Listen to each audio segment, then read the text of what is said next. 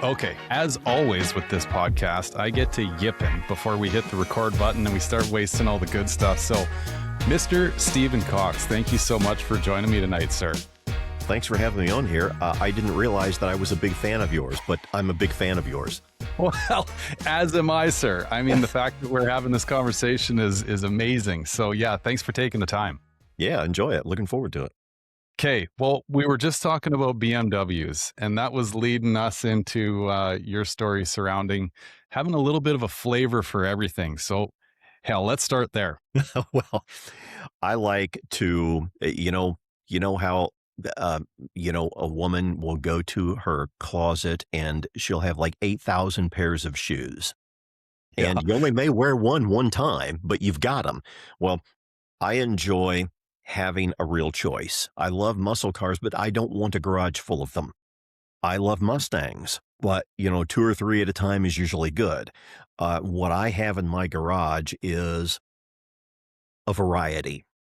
I Okay. have Blue Thunder, which is a 1980 Ford Mustang, and we'll talk about that in a few minutes. But it's a fire-breathing monster now, built the way I thought Ford should have built it all along. Perfect. And so I got big, mean American muscle. Then I've got in 2003, that's the first year for the BMW Z4. And that's been a really, really fun car because I had gone through all of the Japanese sports cars. I had the Miata, and I had the Z cars from Datsun, and which I loved, by the way. And I had the Toyota, the wedge car. Is it the MR2 or something like Thank that? you. The first generation MR2. Yes, exactly. I pulled that out of my ass. I remember them though. Yeah. No, you did. Thank you. You did well. I couldn't call the number, but yeah, it's the MR2, and I had the first generation that that looked like a wedge of cheese. I thought was a great looking car, and I went through all of those, and I thought, it's time for something European. It's time for something different. And so I found a 2003 BMW. I think it's the E85 chassis for the Z4. The Z4 was sort of the successor to the Z3, which was introduced in the Bond film GoldenEye in 1995 and blah, blah, blah. And Right. so I looked at this car, and in 2003, you had two engine options. You had the 3-liter, or you had the 2.5, and there was a substantial difference, probably, 15, 20% horsepower difference. And I really kind of wanted the 3.0. And I started looking around, and I found this car, and I realized, okay, it's got a manual transmission, which is mandatory for me. And it has the sport package, and it had the luxury package on the same car originally ordered. And I thought, Okay. And this would be a hard one to find in those three kind of trifecta it's the only package. one I found. And Wow. so I thought, okay, 2.5 liter engine it is. I won't get the 3-liter, but I got everything else I wanted with that car. And then I've got a Suzuki DL650 V-Strom motorcycle for long distance adventure touring. And then I've got a Triumph Bonneville T100, which is their retro bike that looks just like the 1959 Triumph Bonneville. And so, woman in a closet looking at her shoes. I can go out in the morning, getting ready to go to the gym, and I can look across a 5-bay garage and eeny, meeny, mo, what do I feel like today? That is one of my great joys in life. Absolutely. I love that. Yeah, it is. It's a great comparison to compare it to like a female's closet, right? And as guys, we don't understand that because we're still wearing the same t-shirts we wore to college. But we've seen it. Right? So, yeah, that makes total sense. Well, okay, because we were talking about the BMWs and how technically advanced that they are. And I've always thought, and I don't think there'd be too many people that would argue me on this one, but the Germans have always been known for over-engineering. And in a lot of regards, I think they've hit the nail square on the head, and they have, in a lot of ways, revolutionized the automotive industry. But in so many other ways, that over-engineering, especially when you compare it to just old school, carbureted, run with a carb full of dirt American muscle, it's like, yeah, you own a BMW past the lease point, and you got to start putting electrical tape over the lights on the dash. Yeah, I remember when I was a kid and I told my dad, I'd really like one of those cars that has the little electric lever that makes the window go up and down. And he said, son, that's just one more thing to go wrong. Amen. And boy, was he right. And now it's the exact same thing. Well, I want a rear view camera where you could just turn your head and not run into the fire hydrant. We don't Right. have to mandate this at the federal level for crying out loud. Well, I want a touch screen, motherboard, everything right in front of me. You can't understand half of what you got when you get it. And so many of these things are becoming surveillance systems anyway. And I just have a real problem with my automobile turning into a surveillance system that gathers data on me and sends it to, yeah, I love Ford, but hey, we're not personal friends. And they don't need my data. And that is one problem. I drive older cars. I think 2012 is the newest thing I own. And I don't, I refuse to have an appliance that spies on me. The appliance does what I say. That's what you need is a self-correcting driving. No, I really don't. They used to call these autonomous cars. And then I think somewhere along the way, somebody realized, well, wait a second, your 1955 Chevy, now that was an autonomous car. You could go anywhere you want. You decided if you were going to steer left or right. You decided if you were going to hit the brakes or the gas. That was an autonomous car. What they're conning us into now is a mobile surveillance system that you have to pay for, and I'm not interested. Yeah. Isn't that the truth? Oh, there's a handful of things I want to touch on there real quick. So, first and foremost, your comment about the rolling the windows down, something that I always laugh at. And I think this is maybe proof that we are maturing as a species. However, some of these genetic lines are sticking with us and being passed on. Is we've got the universal call sign when you pull up beside somebody to roll the window down, right? And all us old heads roll her down. Yeah, Well, anybody past that was born past what, 90, probably 7, 8 yeah, yeah. is only just pushed buttons to roll the damn windows down. So can you imagine pulling up beside one of your buddy and going, nobody knows what the hell's going on? What do you mean? Yep. Yep. Um, Yeah, this surveillance system that we're living under is quite wild. And I mean, it all boils back down to we are when, boiled down to the product as humans that we are just like data givers, right? Because through that data, we get sold products, we get promoted products. It's all about selling more stuff to us. And it makes you wonder, like, where what data are you pulling from me in order to sell me something from my vehicle? I mean, unless there's a recording device, which that could be scary, right? Especially for all us that get a little hot in traffic. But um it boggles my brain. Or are they gonna tell us that they're using this data to make the products that they're gonna sell to us in the future better? Like, where is this all going? Yeah, yeah. Well, I mean, the very first thing they want to do is map your life. They want to Right. know what all of your habits are. And if you spend every Tuesday, Thursday, and Saturday night at the local liquor store, then you're getting Budweiser all over your social media every time you open it. So that's the first thing they want. The second thing they want is your driving habits, so that they can mandate that you buy insurance, which if it was really any good, they wouldn't have to mandate, but they mandate it because it's not very good and it's not going to pay for anything you need when you really need it. And now they want to know how they can not pay for something or jack up your rates because you ran a stop sign somewhere. All of this stuff, it's business to business between mega corporations. And, one thing that they're working on right now is a sensor system for each of the seats. And so if your driver's license says you're 5'11" and 196 pounds, and the right rear of the car weight sensor says it's 196 pounds, and that's your son-in-law, guess who's in your car with you right now? So that's Oh, the I kind of just got thing that they're shivers. yeah, well, I mean, if that doesn't, It's July 4th weekend. We should go overthrow a government now. If that doesn't make you want to, then something's seriously wrong with you. But Yep. yeah, that's where it's going, and it is a constantly evolving system. And now, oh, I just saw this. I just read about this. I can't call the name of the system. Something or other signal. The car itself and the various digital devices that you will be driving past will personally identify all devices inside the car.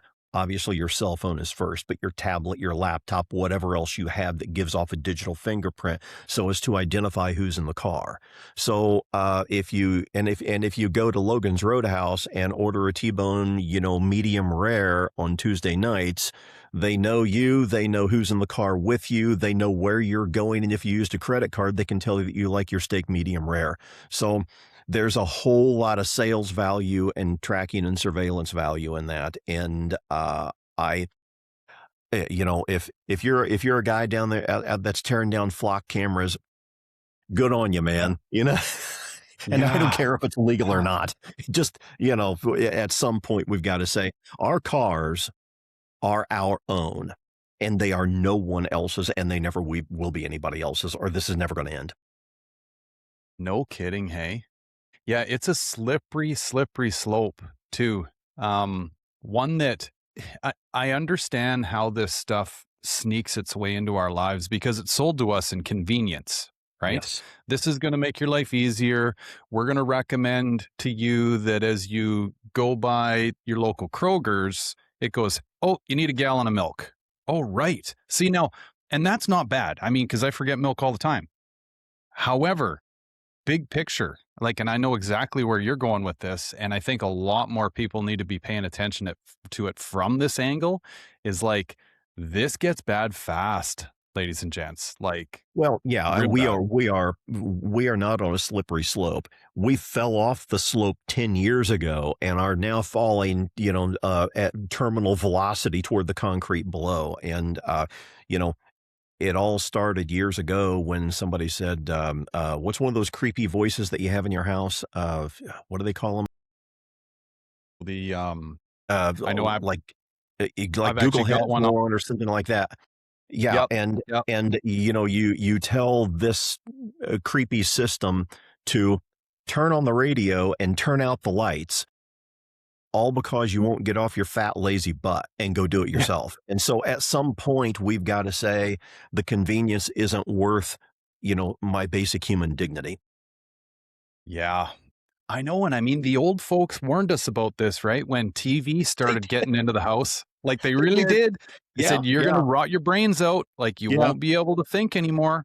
And here we are all these years later. I mean, it's actually quite staggering when you sit down and think about it all. That's why Oh, we love the old cars, man. very true. The Yeah, old cars do what we want to, and you can work on them.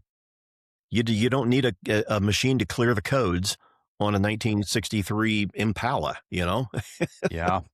Yeah, it's true, but that's another thing though, right? Like, a really good friend of mine, he is in his, oh, what is he now? Late 60s, and he grew up as a mechanic at a GM, dealership. He essentially, like, turned carburetors and set points when, like, that was in the standard operating procedures of GM, right? So, he's taken all this with him, over the years, and now, he's working on hot rods, and he's the guy that people go to for 1,000 miles. Because, I mean, no gauges, no nothing, just all by ear and feel. He's your guy. And I mean, that knowledge, even though we're buddies and I've picked up as much of it as I can from him over the years, like, it's a dying breed, you know? Especially carburetors. Oh, I God. couldn't figure out a carburetor when I was a kid. I have a it's impossible now, and Yeah. it's such a basic technology that, even in my 20s, I could tinker with them a little bit and make them a little bit better, and, I only have the most base rudimentary idea of how injection really works, and I can't work on it. I don't want to try. I don't want to learn. I know it's a better system. I'm not saying we all should go back to carburetors, but going back to a car that you own, that answers to you, that you can work on. Now that might not be an entirely bad idea. Yeah, no, it's very true, right? I say it all the time. Like back in the 60s, you open the owner's manual and it told you how to set the valves, right? And this is something that guys would go out in the driveway and do on a Sunday afternoon, right? Just basic mate. Well, it's no longer basic maintenance, but at that time it was. And everybody, maybe not everybody, but a lot of people knew how to do it. It was just a basic skill. Um, so much of that has gone the way of the dinosaur, sadly. And yeah, in whatever, disastrous situation, world ending, whatever. I mean, all these computers that are running new cars ain't going to get you to work anymore. They ain't going to get you to your next place of safety. Whereas those old carburetors, I mean, they'll withstand a nuclear blast.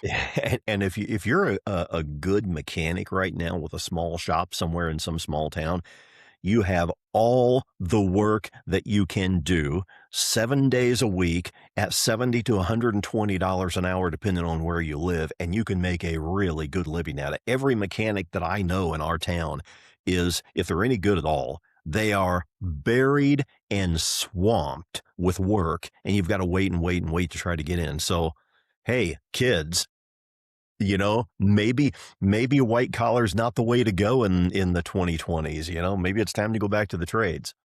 It's true. Yeah, that's just it. Plumbing, framing, you name it, any of that simple stuff. Carpentry, roofing, all those guys, man, they're making money hand over fist, and they can own and operate their own sole proprietorship, and they can work when they want to. Not Yeah, not a bad way to go. I couldn't don't agree know if I more, would sir. become a television guy and a race car driver and a watchmaker again if if I had been born a generation later. I don't know if I would do that. Good point. I'm actually so glad you brought that up because I am genuinely curious to pick your brain on the who, what, when, where, why, and how you ended up navigating yourself into the TV career that you've had. Okay. Um, when I was in high school, and this will sound horribly vain, but to answer your question, you have to understand this. I played every sport and was fortunate to be a star. Okay. I'm still the leading scorer of my high school basketball team to this day. All state soccer, all division soccer player, 3 baseball championships, everything. I played it, excelled at it. And when I got out of school, I realized that, okay, I kind of went to a small school and I'm really not that good and I'm not going to the NBA. So what do I do? And my dad and I had been going to races at a place called Paragon Speedway in southern Indiana every Saturday night since I was probably 10 or 12 years, but probably 10 years old. And we just loved it. And I thought, okay, how can I continue not having a real job, not doing physical labor, having fun, and maintain my athleticism and be able to do something athletic? And I thought, race driver, Right. and I'll announce races as well. And so if I'm not driving one weekend, maybe I'll be announcing for a network or something like that. There's got to be a living in this. It's got to be better Okay. than working a real job. So just quickly, what did your old man think of this idea? Um, he said, "Go for it. Nice. We're going Okay. to send you to college." And they did. And thankfully, my parents, I paid some of it myself, but I'd like to tell you I did everything. I didn't do everything myself. My parents were very, very good, helped me tremendously. Went to college for journalism and broadcasting, and then graduated and went straight into radio, television, and journalism, and straight into driving race cars, not having the slightest idea that starting your racing career at age 21 is 15 years too late. Right. No, I Yeah. had Should no have been clue. in carts. Should have been. You should Yeah. have been in quarter midgets when you're, whatever, 10, 5 years old. And I was over a decade too late and had no money to my name whatsoever. And so I went out and bought, well, actually, me and my dad split the cost on a 1968 Chevelle dirt car. And he kept telling me, "Well, Stephen, we can't even get it to the track." He goes, "We got to have a trailer. There's no point in getting a car without a trailer." And I said, "No, that's backwards, Dad. Without a car, you don't need a trailer." And Yeah, and guy I math. sold him on that. I sold him on that.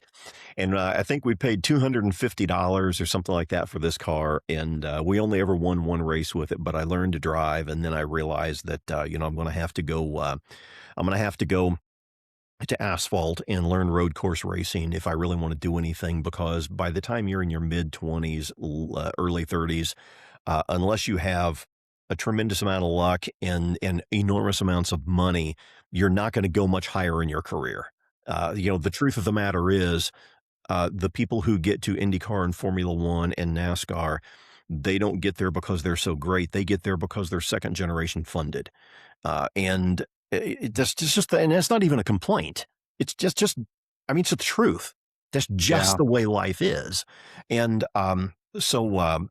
ended up going into go-karts just to teach myself road course driving for a year or two. And from there, I went into open wheel modifieds. And then when I got a call from a guy named Terry Lingner, and they said that they were going to have talent needs for a show called Saturday Night Lightning on ESPN2. And they had a stellar lineup of go-kart drivers that included people that you may not know them now, but you're going to know the names Danica Patrick and Sam Harness. Just you wait and see. These Come people are going on. somewhere. And so Holy. I came in and auditioned for being the color commentator and got the job. And Okay. so started doing Saturday Night Lightning on ESPN, and then from that point, I began doing the Hooters Pro Cup Stock Car Series on Speed Channel, and I would sit in on Thursday Night Thunder. Whenever one of the regulars couldn't make it, I was the first guy that they called, to kind of be the backup. And the same thing happened at the Indianapolis 500 around 2000 or 2001. Dr. Jerry Punch or somebody couldn't make it, and I got called and worked in his place at the Indianapolis Motor Speedway, and it just went from one thing to another. And then the challenge was to keep myself in racing somehow. And to stay in auto racing, I had to take any ride I could possibly find in anything, anywhere that I could afford. And that forced me to learn asphalt ovals, dirt ovals, off road desert trucks, road courses, street courses, anything. And that's a rarity now to have a driver with any measure of versatility at all. And I'm not the greatest in the world in any of them, but I'm fairly decent at all of them. And that's a rarity. Right now, drivers are all specialists now. Yeah. They start out on a path to go to NASCAR, and they don't do anything else in their entire lives except in that path. And so, the bad news is I never made it to the Indy 500, which is where I wanted to go. The good news is I've driven everything else under the sun that there is. So, Very cool. You know, um, I have a friend of mine that found himself, it's kind of a neat backstory. I haven't had him on here and I really truly should because he well, essentially got found his way into a bit of a monster truck career just by hanging out in the right place at the right time and putting his hand up and being silly enough in the brain to do this. And anyway, fast forward to the tail end of his career with, if I've got this right, I think it's Felt Entertainment that runs the whole Monster Jam and everything. Um, and it, he said that it kind of turned into this whole thing where drivers were nothing more but like born, raised, grown products in that they would bring folks in that had a half decent personality on camera and mic and everything else. And after that, he's like, well, they'll just train you. They'll show you how to hit a jump. They'll show you what you need to do, where you need to turn. Um, if your ride's going a little sideways, well, get nasty with it and roll it. Like get the crowd on their feet. It felt it's a show. entertainment. Yeah, like they got their start in circuses, you Yep. know? Yep. So and this is not to take anything away from anybody out there that's performing at a very high level and all this. I mean, I guess, yeah, I tell my kids all the time, you want to be good at something, practice the heck out of it. You got to specialize in it, whatever. But to your point, it's kind of like, well, whatever happened to those like hero level, like poster on the wall, Steve McQueen kind of folks that were essentially just born gifted? And now we're just creating these products, Yeah, right? and, actually, I think the way you said it is a better way to express it, that drivers are products now, and so many of them are afraid to say anything, unlike, who's in the last big smart mouth we had? Tony Stewart, maybe, and Tony's great. Tony's great. I did a TV show with him for a lot of years, but, you're right. Drivers are considered a product, just like everything else, and anytime you hear anyone in auto racing say, "We're looking for the next young talent," no, they're not. They're looking for the next rich father who can write a really, really, really big check. That's who they're looking for. If he happens to have a kid, that's so much nicer. And, again, if I'd had that opportunity, I would have taken it. So I don't blame them for it. Hey, if you've got some family background that can write that kind of check when you're that age, do it with my blessing. That's fantastic. I am all for you. But it's become that almost exclusively in a lot of ways, which is, it's kind of tough. But the truth is, even in what we would consider the good old days in maybe the 60s, 70s, and 80s, uh, auto racing has always kind of been a rich man's sport. Mm, Yeah, there were more doors open back then for drivers just to make it on pure talent than there are today. But nonetheless, you can go back to like 1905 and 1910 in the Vanderbilt Cup, and it was all a bunch of rich guys. So, right. that's just part and parcel of the sport. And yeah, we like to complain about it a little bit. And yeah, it does have an impact. And there's some guys that probably should make it that don't. But overall, if you got a little bit of talent, there is a level. Maybe you don't get to the top anymore, but there is a level that you can enjoy racing at. Yeah. Well, another side of this that I think will help people understand and sort of round this conversation out a bit, and it actually, in a roundabout way, parallels with the last topic we were on, is my buddy that I'm talking about here with the monster truck example. He is not the type of guy that takes instruction easily, in that he thinks for himself, right? He doesn't want somebody telling him what to do. He's gonna have the crowd on their feet. Like that. He's that guy. He's hard to control. He's I like him already. totally right. Like not a guy that can live in a 2x2 cage at all. They don't want that. They want listeners, right? Somebody that when the mic says, "Hey, go hit that jump right now," you go do that. My buddy's like, "Piss on you. I'm going that way," right? And that just wasn't aligning with Felt and my buddy, and so off he went. I mean, I think it was a mutual parting of the ways, but yeah, which is wild when you hear the inner workings of some of this stuff, because we're led to believe from the viewer's perspective that, this guy grew up doing this and, has this God given talent and whatever. And it's kind of like, ugh, when you hear the real true backstory, you're going like, really? Like they're just like Cabbage Patch Kids. Yeah, yeah, yeah. And there's a lot of that. Uh, and every now and then you'll find and also it's not just money. There's a lot of connections involved.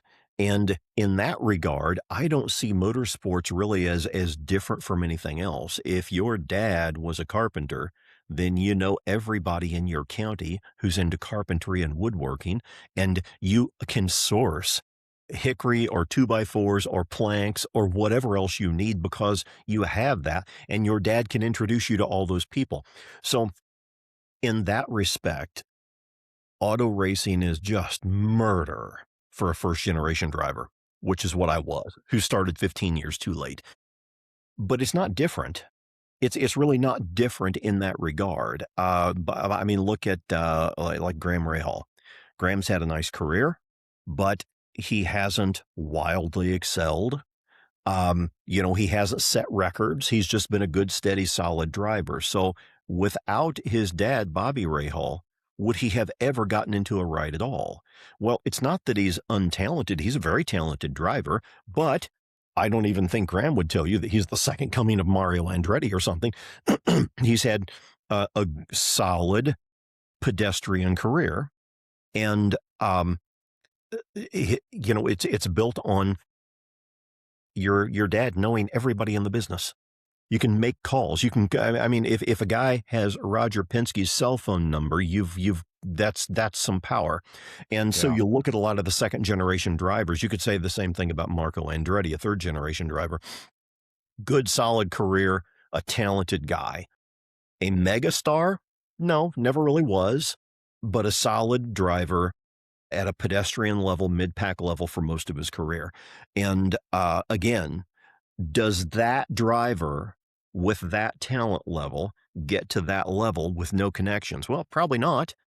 And hey, it's not his fault. He was born in Andretti or a Ray Hall or whatever. Use those connections. In that regard, I wouldn't even complain about it because it's no different than any other industry. If you're a first generation driver, it's going to be murder because no one knows you. You have no supply lines. You have no friends. You have nobody to call on. You have nothing at your disposal. If you do, take it and go make yourself a career. Yeah, no kidding, hey? Well, and you can apply this to pretty much any sport out there. Or, I mean, not that I want to, throw like celebrityism in there, but like how many celebrities just pass the baton on to their kids because to your point, they've got the limelight, people are watching, and it's like, hey, maybe you should pay attention to my kid, right? Let's hope that they can somewhat carry that torch along and whatever, maybe not make the parent look like a dickhead, but all that said, like I know even from my kids who they're competing at high levels in sports, and you see we're trying to do it in the old school manner because our pockets are fairly shallow. And but there's all these other kids that sure, as they practice more and they get better and they have all these opportunities, they're going to be good athletes. I'm not trying to take that away from them at all. But would they be as good of athlete without all of that? And, going back in time, like I don't know, me being Canadian, I think of like hockey related stuff, like the Gordie Howes of the world, right? The best there ever was. These were just fellas that just loved being outside and playing around with a stick and a ball or a puck, like that's all they ever wanted to do. And that's how they got to the point they were at Mhm. because they were probably eating government cheese when they were growing up, you know, like they had no handouts at all. And I don't know. You can also make the argument that so many of these sports have gotten exponentially better as well, right? Like we're going faster than we've ever gone before. I mean, turn on any NHL game, and I mean, even if Gordie Howe was still around, he'd go, "Holy shit! Like, what are these guys eating?" Yeah, We yeah. couldn't keep up. We couldn't do that. We were smoking in between periods and having beer to try to calm our hearts down. I So, heard Rick Barry say something very interesting about that. To your point, Rick Barry, a great NBA player, all time, great college basketball player. I heard him in an interview, and he said, people say that players are better today, and he goes, "That's not an equal playing field."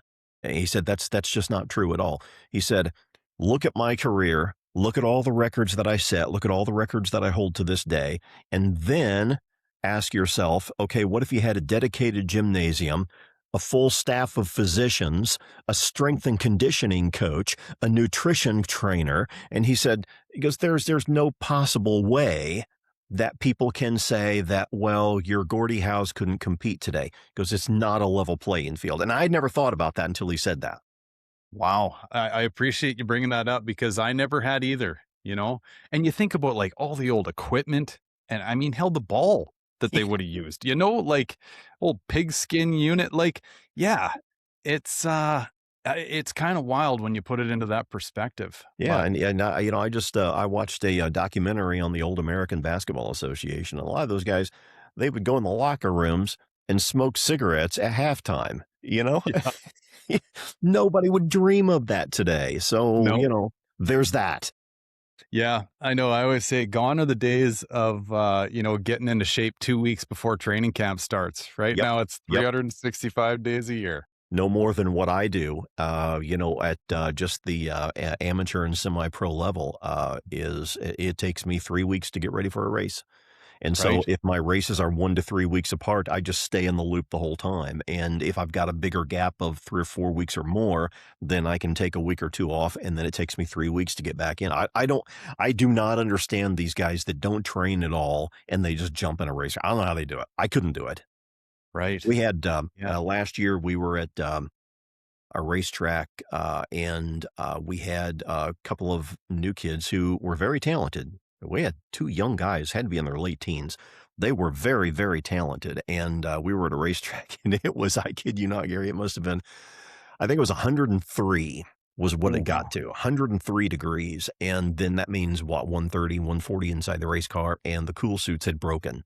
So, nobody Oh. had a cool suit, and, I mean, it's like 1955 all over again, and so for whatever reason, I can't remember what it was, but I had to run a double stint. I had to run a double shift. And in endurance racing, you got a 8 to 24-hour race and 4 or 5 drivers on a team. And so you'll run the tank dry for 90 minutes or an hour and 45 minutes, however long it takes to run the tank out. You come in for a pit stop, you gas up the car, check the brakes, change the tires, whatever, and you change drivers at the same time.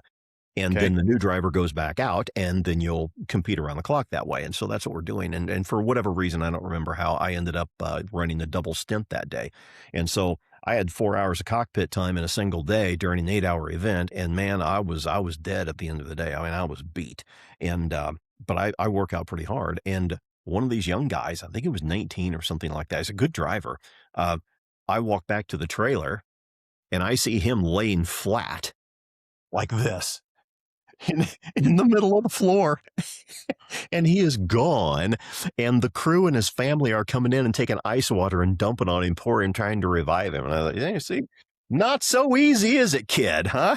Yeah. Yeah. The old boys I still I got you beat. I do not understand these guys that go out there with they're never in a gym, they're never training at all, and all of a sudden they decide that they're gonna drive a race car. It's like, not me. I wouldn't last 5 minutes.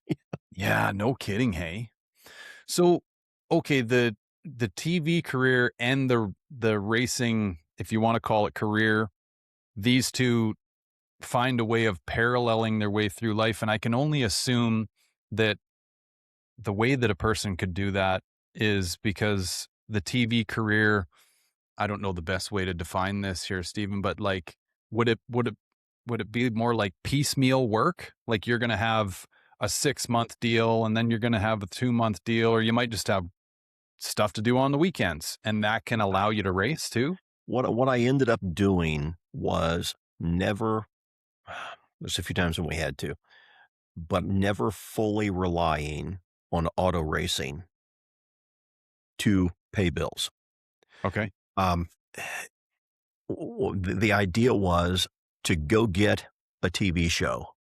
You know, we had four-wheeler TV on ESPN2 and Hooters Pro Cup Racing. I was at Mecum Auctions for 16 years.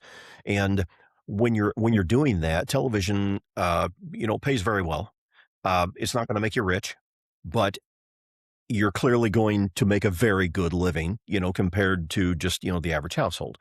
And then that leaves me open weekends because motorsports events happen on a weekend.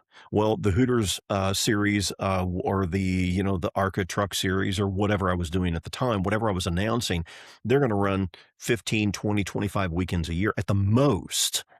Well, that means more than half of your year is still available on weekends. And you're going to get a paycheck for that for sure. Then when you go racing, if you do well, you'll get a decent paycheck. If you don't, you made money on TV last week. If you get a sponsor, you're going to do well that weekend, Right. no matter where you finish. If you don't get a sponsor, you can still probably run the race with minimal sponsorship, and you paid the bills last weekend on television.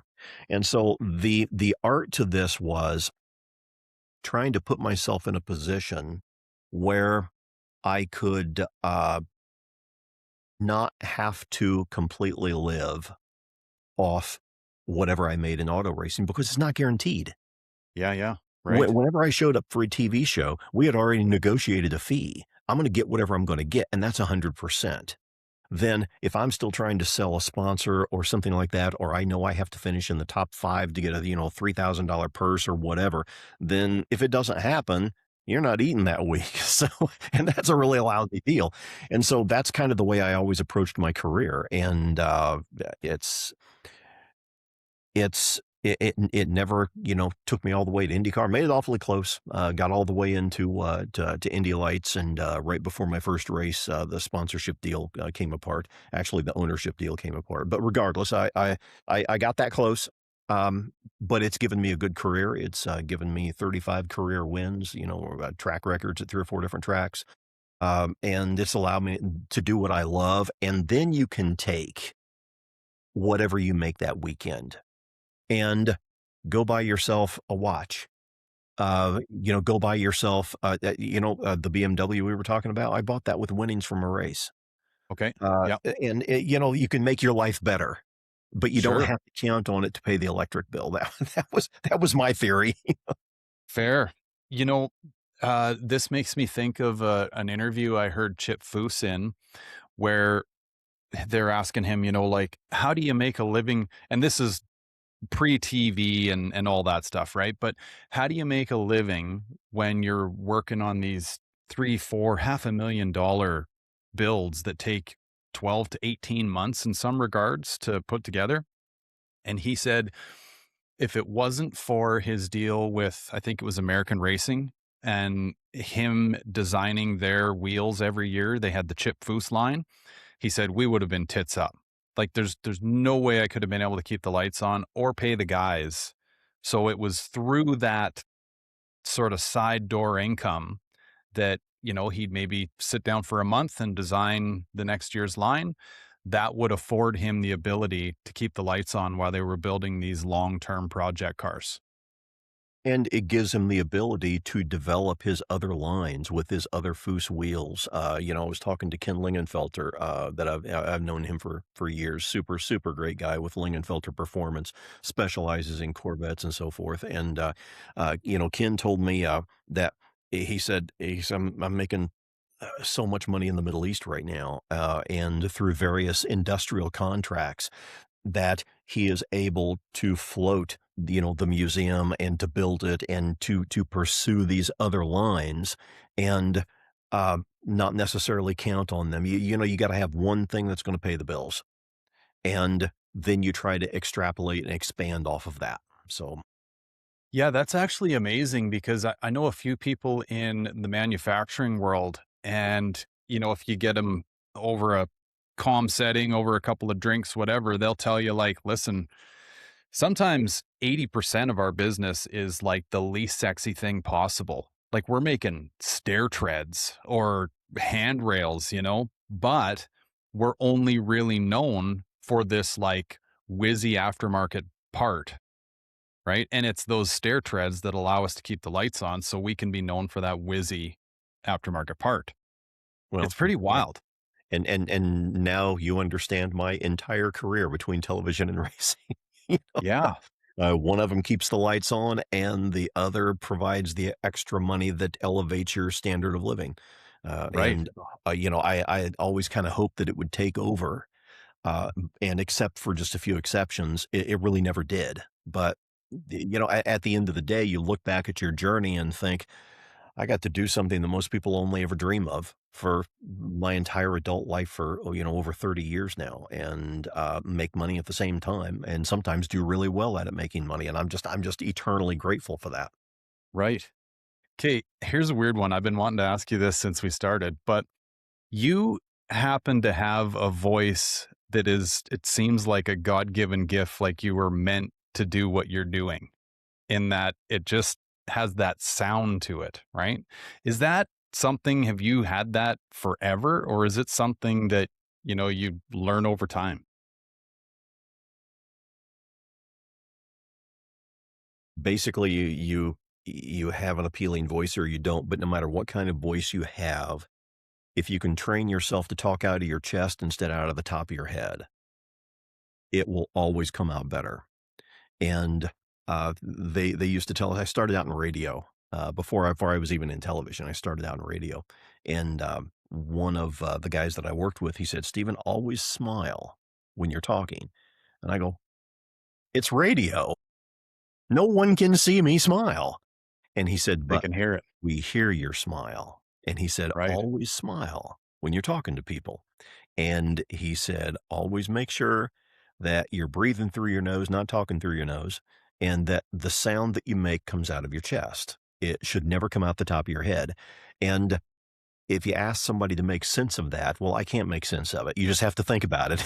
You know, Yeah, yeah, your voice totally. needs to come out from your chest. Not if the sound feels like it's coming out at the top of your head, it's gonna be high pitched, it's gonna be nasal. Now, that's really all you can do, but that will improve anybody's voice. Interesting. Okay, yeah, that's wild. I know because I wanted to keep saying like, "Man, you got the voice for radio, like, it's unbelievable," you know? But, anyway, That's where I yeah, I started, wondered yeah. yeah, I wondered with the journalism and broadcasting background, is this something that, I don't know, people pick up, or is it just something that, in grade 6, somebody went, "Steven, you know what? Like, you might wanna be on the radio one day." No, my teacher in high school told me, he said, "Just go to trade school and learn to work in a factory. That's all you're ever gonna be." That's what they told me. That's what they told me. Yeah, So, learn which end of a nail to hit, and, you'll be alright. Yeah. Um, Kate, I am genuinely interested about your time at the Mecum auctions, and especially for how many years you did them. I mean, your eyes have probably laid eyes on billions of dollars.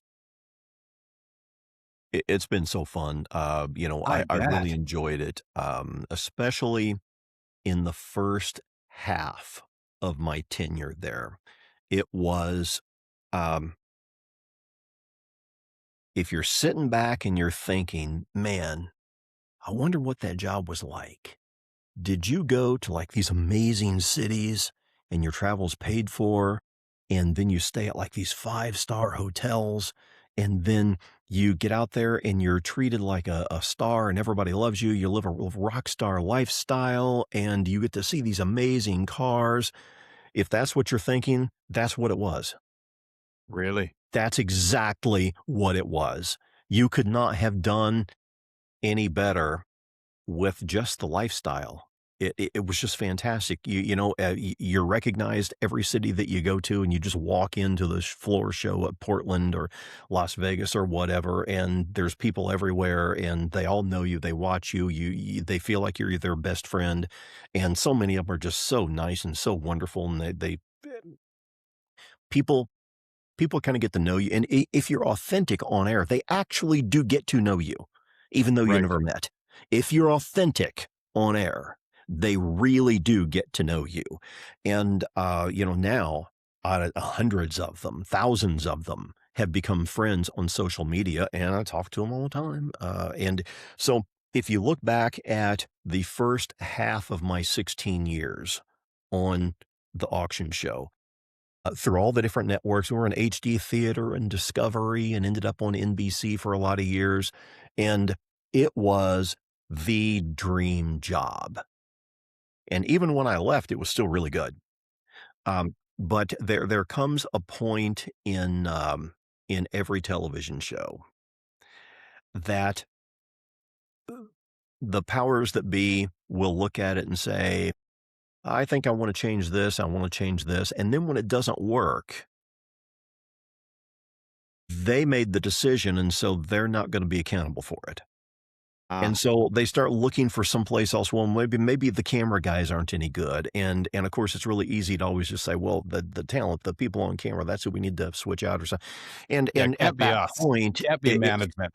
yeah, yeah, and at that point, it starts becoming, an internal, tug of war. But it never got really bad, and in the first half of my tenure there, it was just fantastic. It was just fantastic, and it was really, really overall pretty good until the day I left. Uh, I will never really have anything bad to say about the very worst situation that you ever had at Mecum Auctions was probably no worse than what anybody else has at any job they ever worked. It was and the first 6, 7, 8, 9 years of that show, I mean, you just couldn't wait to show up again. The Really? cars are just unbelievable. And I told myself every day, Lord, thank you. I would go here for free. That's Yeah, the this answer is right this there, is the isn't it? kind of thing that people pay to go to, and I'm getting paid really well to go put it on national television. So it was great. It's exactly what you think it would be. It was really, really good. That's cool. And I mean, how much of it was I I wanna say that probably very little of what you would have been responsible to talk about would have been scripted, right? Like, you might know the lineup of cars, but it's that back and forth conversation, kinda like we're having, right? Where you don't know what the one guy's gonna say, and he's gonna go, "Hey, check that air cleaner out. I haven't seen one of those in 20 years," or things like that, and then boom, you're down that path, Yeah, right? yeah. Well, yeah. First of all, to begin with, the first producer we had for the show was Terry Lingner, based out of Indianapolis, and Terry and I had been good friends for a lot of years before the show even started. And he's just a great guy. I have nothing but good things to say about him. And he told us something interesting. He said, "Okay, we've got Stephen and Scott and Bill Stevens and John Kraman." He goes, "Here's what I want." He goes, "I want you four guys to imagine that three of you got a six pack and went to the fourth one's house. Now, you didn't go in the house, you went to his garage, and you're sitting around on 5-gallon buckets and having a six pack, and you're talking about your buddy's car." He said, "That's the show I want. Give me that show." And so that's how we started out. And then we went on to another guy named John Sifferlin, who's just a brilliant, brilliant producer, great guy. And then we added Katie Osborne on top of that. And the neat thing about this was in television, Gary, everybody hates each other. There's just too Okay, many. yeah. There's too many egos in the same room. And that was never the case with us. We all four or five of us would go out to eat together at every show, and we genuinely liked each other. And I think it came through on air. You'll notice that if you look at the old Mecum auctions and you compare them to like Barrett Jackson or any other auction on air, you'll notice that, especially in the early days, we talked to each other. The other auctions talked to the audience. Right. And that was a really key difference. We talked to each other.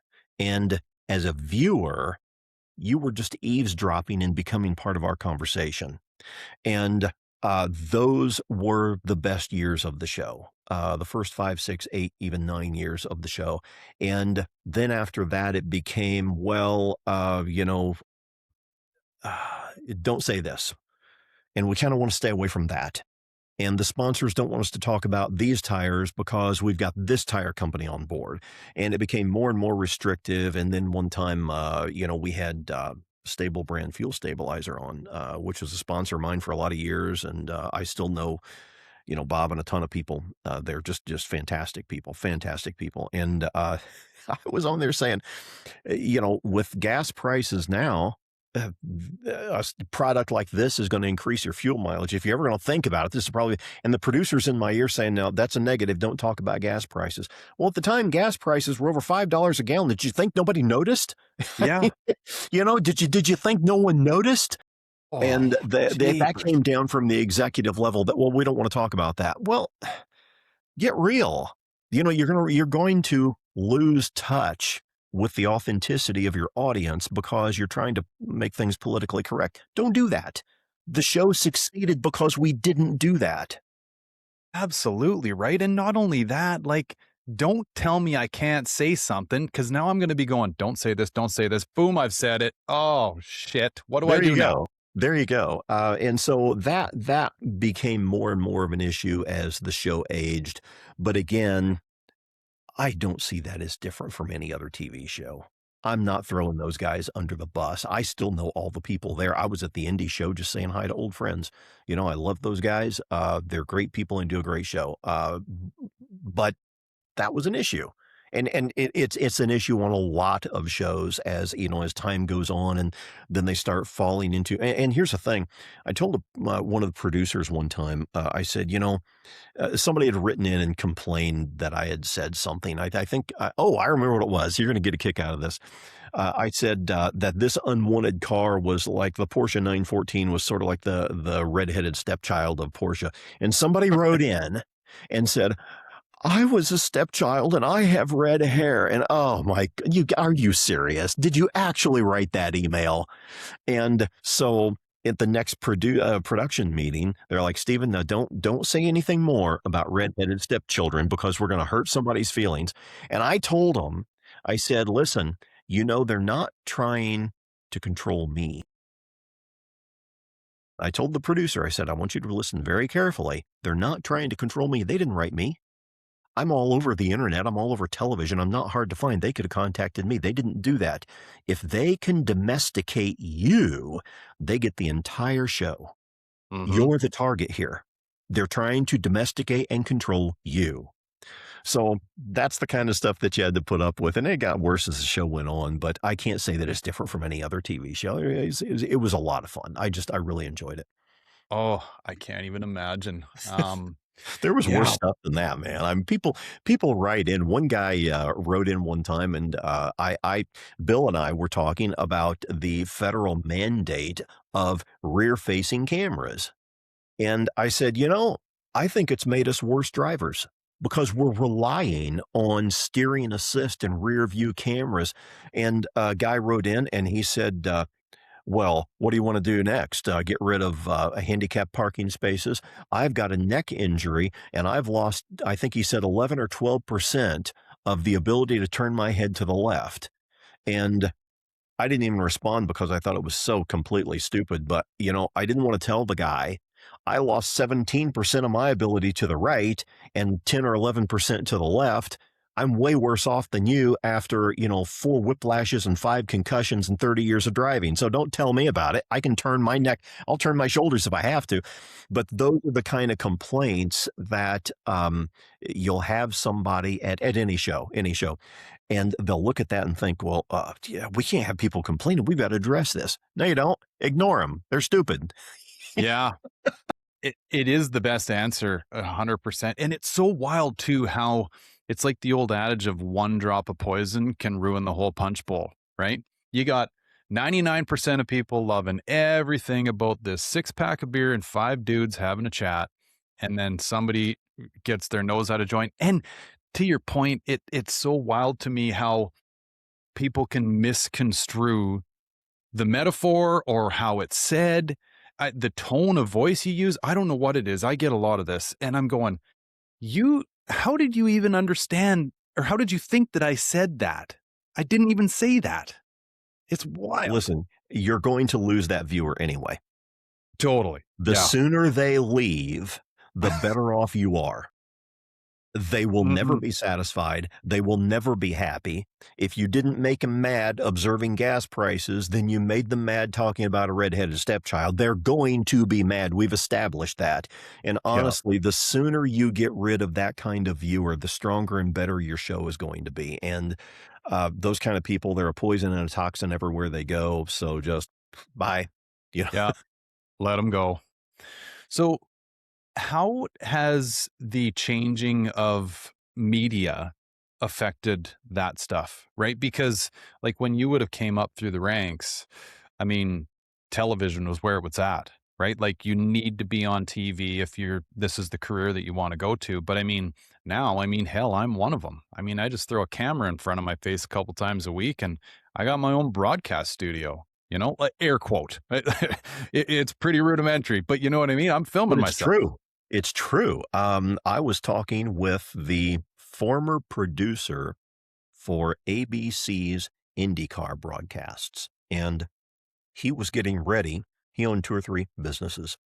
He was getting ready to shut down his production industry, his entire production department. He had a very, very profitable. He produced for ESPN and for I mean, some major heavy hitters. Made a lot of money doing it, and I had a lot of work because I worked with him. at his production company. He said he's going to shut it down. And I said, why? And he goes, tell you why. And this has been probably 2006 to 2012, somewhere in there. So it's been 15, 18, 20 years ago. And he said, here's the reason why I'm shutting it down. He said, the way it stands right now, if you've got $1,500 for a laptop and another $1,000 for a camera and a microphone, you're a producer. Yeah. And he said, there are people out there that are producing things so cheaply that it cannot be done at a network level. It can't be done to a level of high quality. And he said, that's the way the business is going. And he saw the writing on the wall and he ditched it and, went into another business. So, I think there's a lot to be said about that. Like right now, if you have a race series, the Super Cup Stock Car Series, Grand National Super Series, World Racing League, Champ Car Series. I mean, some good people that I've run with myself many times. Um, and you want to find a home on television? There's nowhere to go. Yeah. Mav TV doesn't want you anymore for the most part. Then, Speed Vision is gone. Speed is gone. If you're not NASCAR or one of the two major open wheel series, you can't find anything on network television. There's no place left to go. And so everybody's going through streaming. My son has his own streaming company. So if you need some place to go, call me. I'll hook you up with him.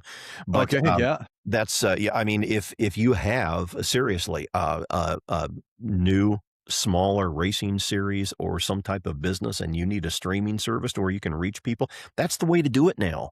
Um, Yeah. and so far as, we live in a politically correct world and we we live in a world where a guy who grew up as an old school broadcaster is going to have a really hard time finding a lot of new work at network television level. Look at the people who are on there. None of them are me. You know, Yeah. it's just look at the people who are on there. They're just there are fewer and fewer and fewer jobs, and they're going to people with diverse look, background, accent, everything all the time. And so streaming is probably the way to go. Yeah.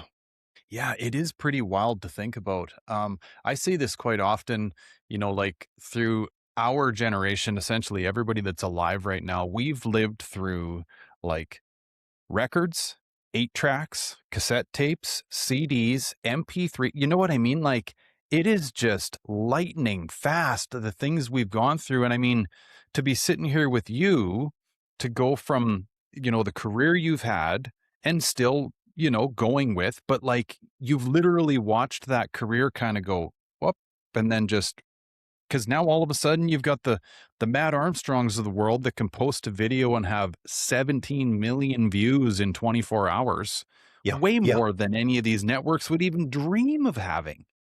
Like you're and getting the Super Bowl numbers. yeah. The stuff that I was producing for ESPN2 and Speed and Mav TV and the stuff I was hosting, that never got 17 million people watching it.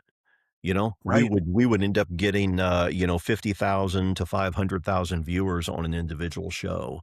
And that's what the ratings told us. And you're not pulling those kind of numbers because everybody didn't carry around a television in their pocket. But now everybody's got YouTube in your pocket. And so you're going to pick up more viewers and that's the way to go. Now it's more what you lose though is the sampling. We used to have well, I don't know, four wheeler TV is probably a good example. Did that show for ESPN2 a number of years back, had a barrel of fun at it, and we shot everything out in Nevada and California. And what you got on television that's really hard to get on any streaming platform is what we call sampling. Okay. Whereas if I'm sitting here and I got my remote control and I'm watching cable and I'm blitzing through the channels like this, and I think, oh, what was that last channel? That was some kind of four wheeler thing. So it just turn, oh, that looks really cool. They may or may not stay with you, but if you can show them a pretty picture, they'll sample. That Okay. Yeah. turns into a following over time. And you lose that in streaming, you lose that on YouTube for the most part, unless you can get the algorithms to pick you up, which is very, very difficult because now there's a bloody million people all over YouTube.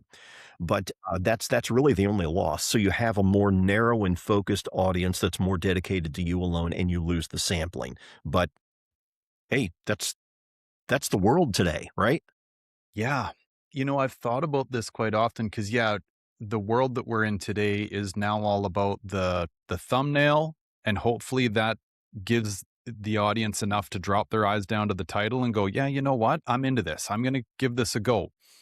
It's funny because the correlation that I relate that back to is almost like the old days of walking through a Blockbuster on a Friday night with a gal going, "What do you wanna watch?"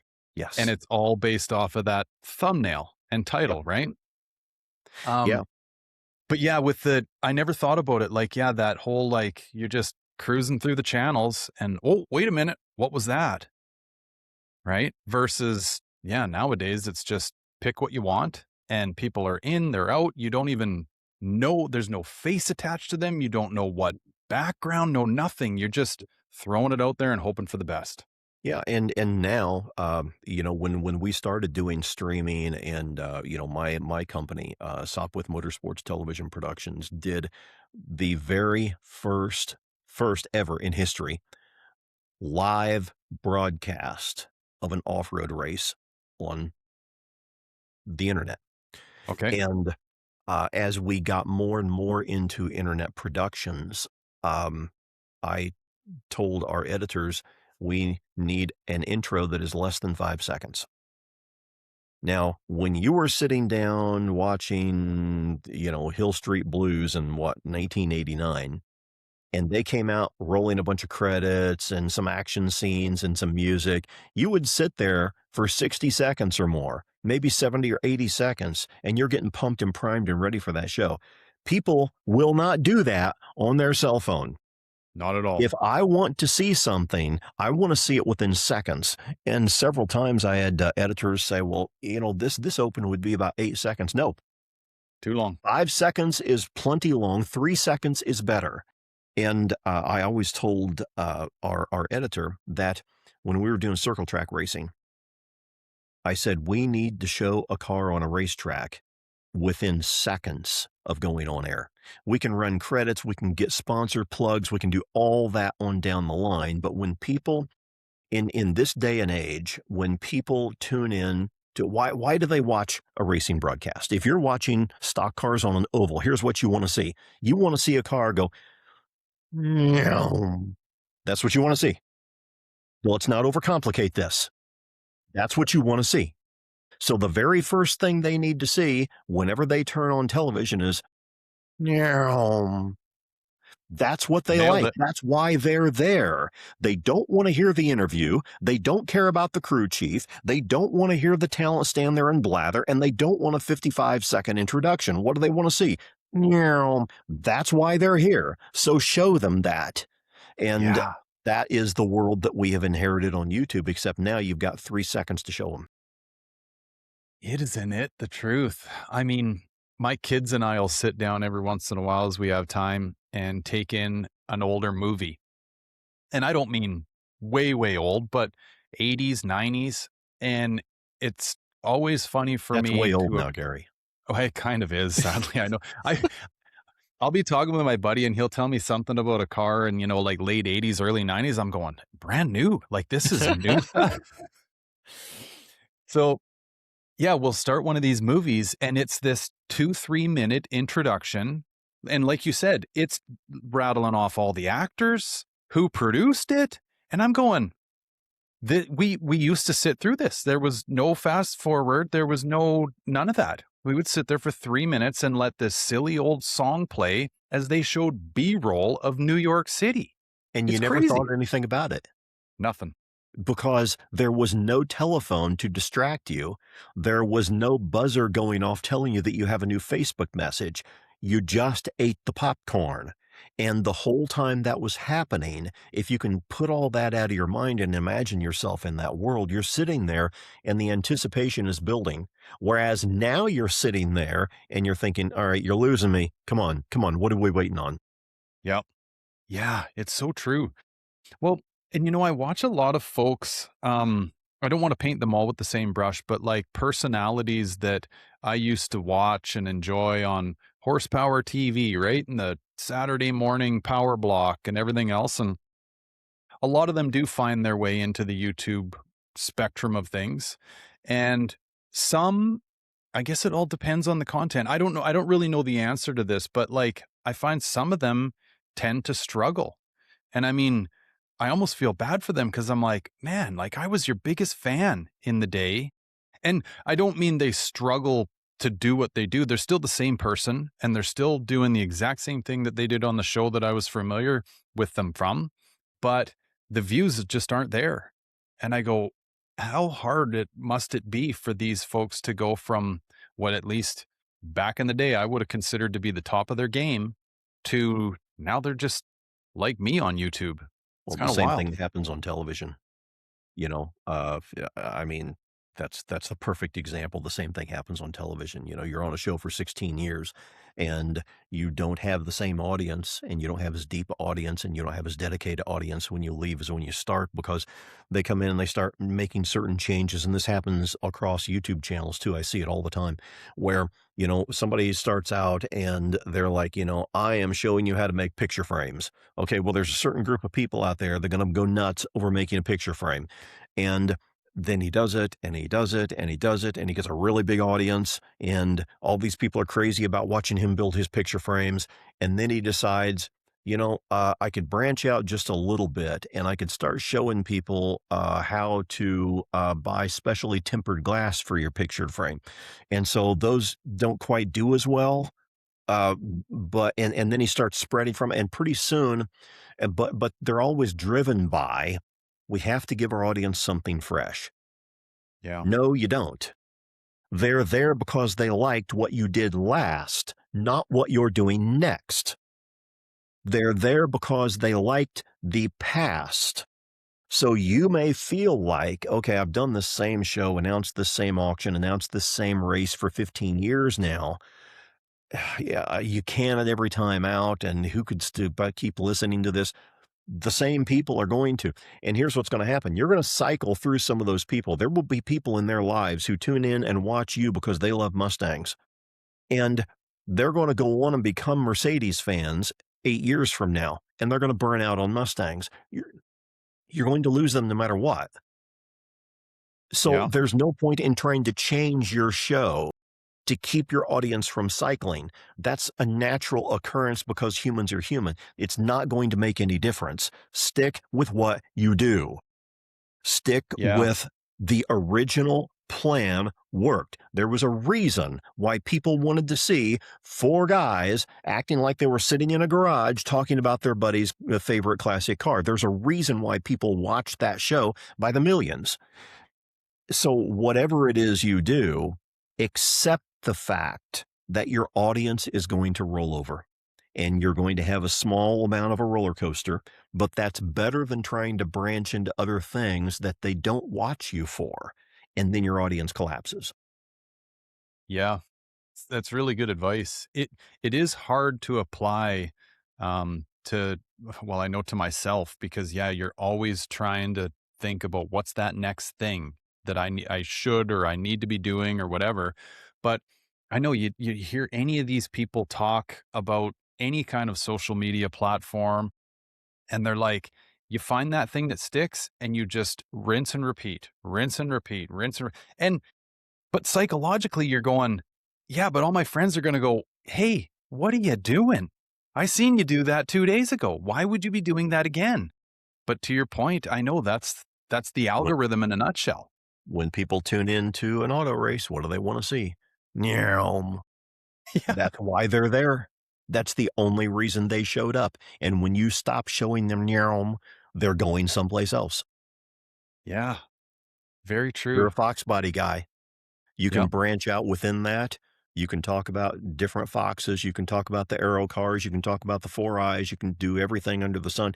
You can occasionally branch out and do, a 2012 Boss Laguna Seca edition. But if you ever leave that core audience, they're going to go find that same product someplace else. until they're they gone. cycle out of interest. Yeah. Um, Real quickly, and this kind of takes us back in time in the pod here, but your comment on the redheaded stepsister. So I've recently, I jokingly say I've been talked into this, but the fella that's brought this car by, great individual, real good soul, wired correctly. Him and his family have been into escorts, late 80s escort GTs and the Mercury Lynx. And so he All says, the I stuff we really, didn't want. this is it. So he hits me up and says, I really want you to work on this car for me. And I said, I'm going to be honest with you. I've never worked on one in my life. I might have changed a tire on one in high school. That was the extent of it. And I said, not that the mechanical aptitude's not there. I said, however, I don't have the people that I can contact to go, who's got a dash? Whereas I do with these old Fox bodies, you know? And he goes, well, listen, I like the way you work and you're an honest guy. And I'd really like you to be the guy that works on this thing for me. So after we met in person, I said, okay, I'll do this with you. Right. And I said, but you also need to know that this isn't going to be a cheap adventure because I've seen some pictures of the car. It's pretty ratty, you know? Yeah, no, it's my dream car. It's what I want. So this old thing shows up the other day, comes off the rollback, flat tires. The driver says, here's the keys. I don't even know if it starts. Okay, great. Anyway, long story short, me and my daughters have named this thing the redheaded stepsister because it's like Arizona patina, burnt red paint. The interior's toast. So yeah, the redheaded stepsister that nobody wants at the dinner party, right? She's always a pain in the ass. That's what I've called it. That's funny. So are you done with it or is it still in the works? So just the other day, and I think the whole East Coast has been dealing with this, but because we're all smoking hot over the last week, right? This thing's been sitting out behind my shop, and I'm going, oh, do I want to get into this, right? And no idea the last time it ran. Tank's probably full of Varsol. I knew I was going to have to drain it. Didn't want to do that in the shop and have this place smell like Varsol for the next month. So anyway, I got up the courage to get out there and get after it the other day. Got the fuel out of it and put some fresh fuel in it. Horsed around with it and finally got it to turn over and start. Not very well. Holding the pedal at about 3/4 mass, you can get her up to about 1,800 RPM, and it's popping and burping and farting. So yeah, it does run. My thought was if I could get it to at least idle, I could check the vitals on this thing before we tear it down to the studs because, well, as you're going back together, now you know that, okay, this worked, that didn't work, this needs to be tended to, and what have you. But anyway, What's the year, make, and model on it again? 1987 Ford Escort GT. 2.3 liter turbo, or what do they power that with? It's a 1.9 liter HO, right? Don't forget the HO at the end of that nine. And at Uh, 1.9 liters, you need it. oh yeah. um, so With yeah, the we got it turbo, to start natural aspirated. naturally aspirated. Okay. Yeah. Um, the big picture goal with it is, well, make it his dream car. We're flirting with some different ideas, maybe going down the EcoBoost route. We don't know yet, but Okay. Okay. yeah, he wants to Now, tear her down to the studs and build her up. was the 1.9 liter, was that a downgrade, like a de-stroked version of the Lima, or or was it its own animal? To be I don't honest, know. yeah, it's a great question. I don't know the answer to it either. I don't think these things produced much more than probably 90 to 100 horsepower. Um, but a light little car, you know, and they've got a lot of Fox body effects to them. Yes. Yeah. Um, yeah, even the HO, right, from 87 up and the whole HO thing. But I think it'll be neat. It'll be a fun little project. He has a whole bunch of them and wants to, like, when this one's done, bring the next. I'm going, oh, You've got let me get my somebody, tetanus shot. but I'll tell you what the cool thing is here. The Mhm. cool thing about this project is you've got somebody who really believes in you. And every day when you go out and work on that car, even though it's not a Fox and even though it's a, the bizarre project, you can tell yourself, this guy has put his trust in me. He knows that I can get the job done. That's got to be worth something, you know? Agreed. It is very, very humbling. And I'm honored to, I guess be held in that light with him. I just, like I said, I wanted to be honest with him. I said, I'm going to be learning as I go here. Right. Again, mechanical's mechanical and all the rest of it. But I said, don't have, I don't have the old deal or no deal. I can't call a friend on this one because these things don't exist anymore, you know? So, Well, I got something that I need you to call a friend on. Okay. I okay. got here's where the interviewee asks the interviewer a question. Okay. All right. I have a problem. Now, I have a 1980 Ford Mustang, and it's nicknamed Blue Thunder. It's the original Blue Thunder. There may be one more that's not even a Fox body out there, but this was named after the film in 1983. So, unless you're a whole lot older than me, we got the original Blue Thunder named in 1983. It's a film with Roy Scheider. It's actually a really cool film. So that's a separate story.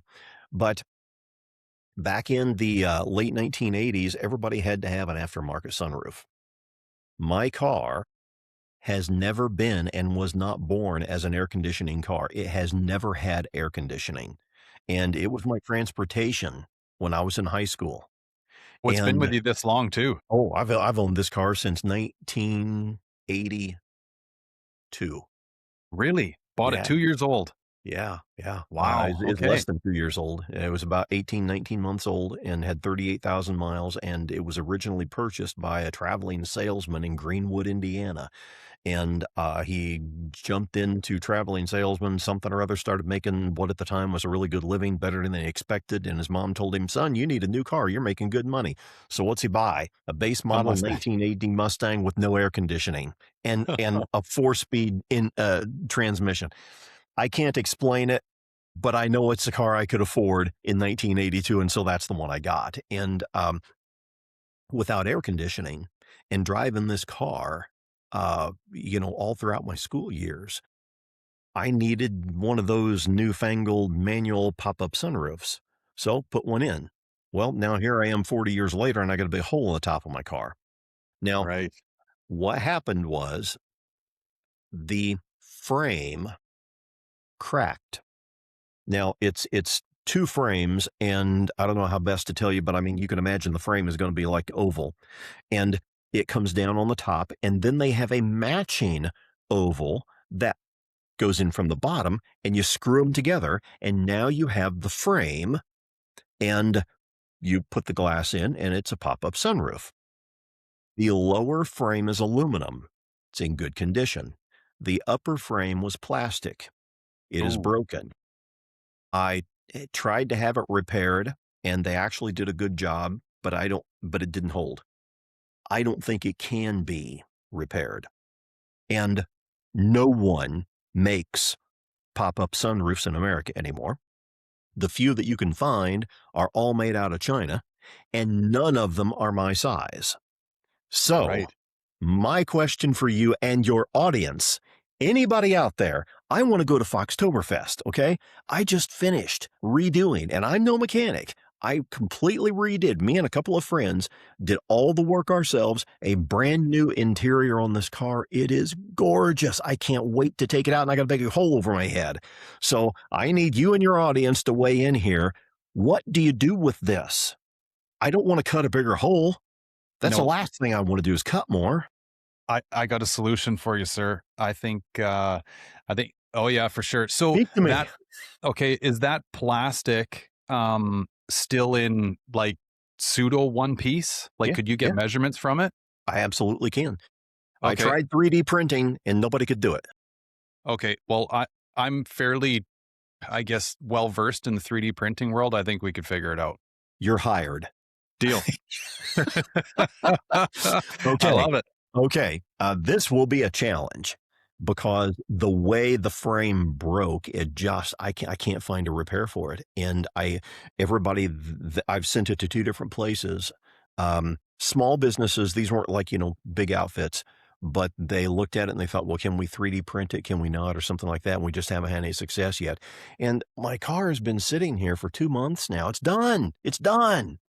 And Gary, the car is so fast. It is crazy fast. I So said, give me the specs on her. okay, What's okay, the here we yeah. go. Here we go. Um, I'll give you the philosophy. Then the specs will make sense. My philosophy is number one, build the car that I wanted Ford to build me to begin with. Number two, keep it Mustang. Now, I've got chrome ponies. You didn't get those in 1980, No. but they're Fox body. It's still a pure Mustang in the sense of, yes, I'm using different parts, but they're all Mustang parts. At the end of the day, there's no, you know, Chevy 350 in this car. Right. It's staying Ford Mustang. So there's the philosophy behind it, and the specs are the engine was put together by McGonigal Engines out of Muncie, Indiana, who did my stock car engines for a lot of years. And I sat down. It's going to crack you up. Dwayne McGonigal owns McGonigal Engines, and I sat down with him, and I'm in his desk in Muncie, Indiana, okay? And I'm trying to explain to him what I want. And he gets out like an old envelope and he turns the envelope over and he gets a pencil out and he goes, okay, now, Stephen, what would you like? Maybe 600 or 700 horsepower? And Yeah. I started laughing. I said, Dwayne, once I hit Mach 4, what am I going to do with the extra 200 horses? You know, Yeah. I mean, this is a 2,900-pound car with, with 700 horsepower. This thing will go to the moon. I said, here's what I want. I want a Windsor block. Now, you can do anything you want with it after that, but this is a Ford Mustang. I want a Windsor block. And the second thing I want is I want the first number on the horsepower rating. I want it to be a 4. And I want mid-range torque that will twist this little car in half. So McGonigal Fair Engine enough. made me their LM425 late model racing engine, and I told them I wanted to be able to buy gas at any pump in America, and so they detuned the cam very slightly, and it dynos at 407 horsepower and 434 pound-feet of torque, Okay. and then um, let's see who else is involved in this. Stifler's What's the engineer. cubic? Oh, stiff. Okay. What's the cubic inches on it? It came out to 347. Okay. So, I mean, Nice. it's your Very nice. standard stroker motor that's gonna end up in the low to mid 400s, except it was cammed down to make it really have a nice idle. And then Stifler's Engineering out of Mooresville, Indiana, they Good came on guys. board, and they're fantastic guys. And I'll Yeah. tell you, the fit system that they have for your Mustang, don't ask, don't look at it, don't do anything. Call them, put it on your Mustang as soon as you possibly can. As soon as we put that on, Gary, we went up to Nelson Ledge's sports car course and set the all-time lap record for a Fox body Mustang. Is that So, right? oh, this car's fast.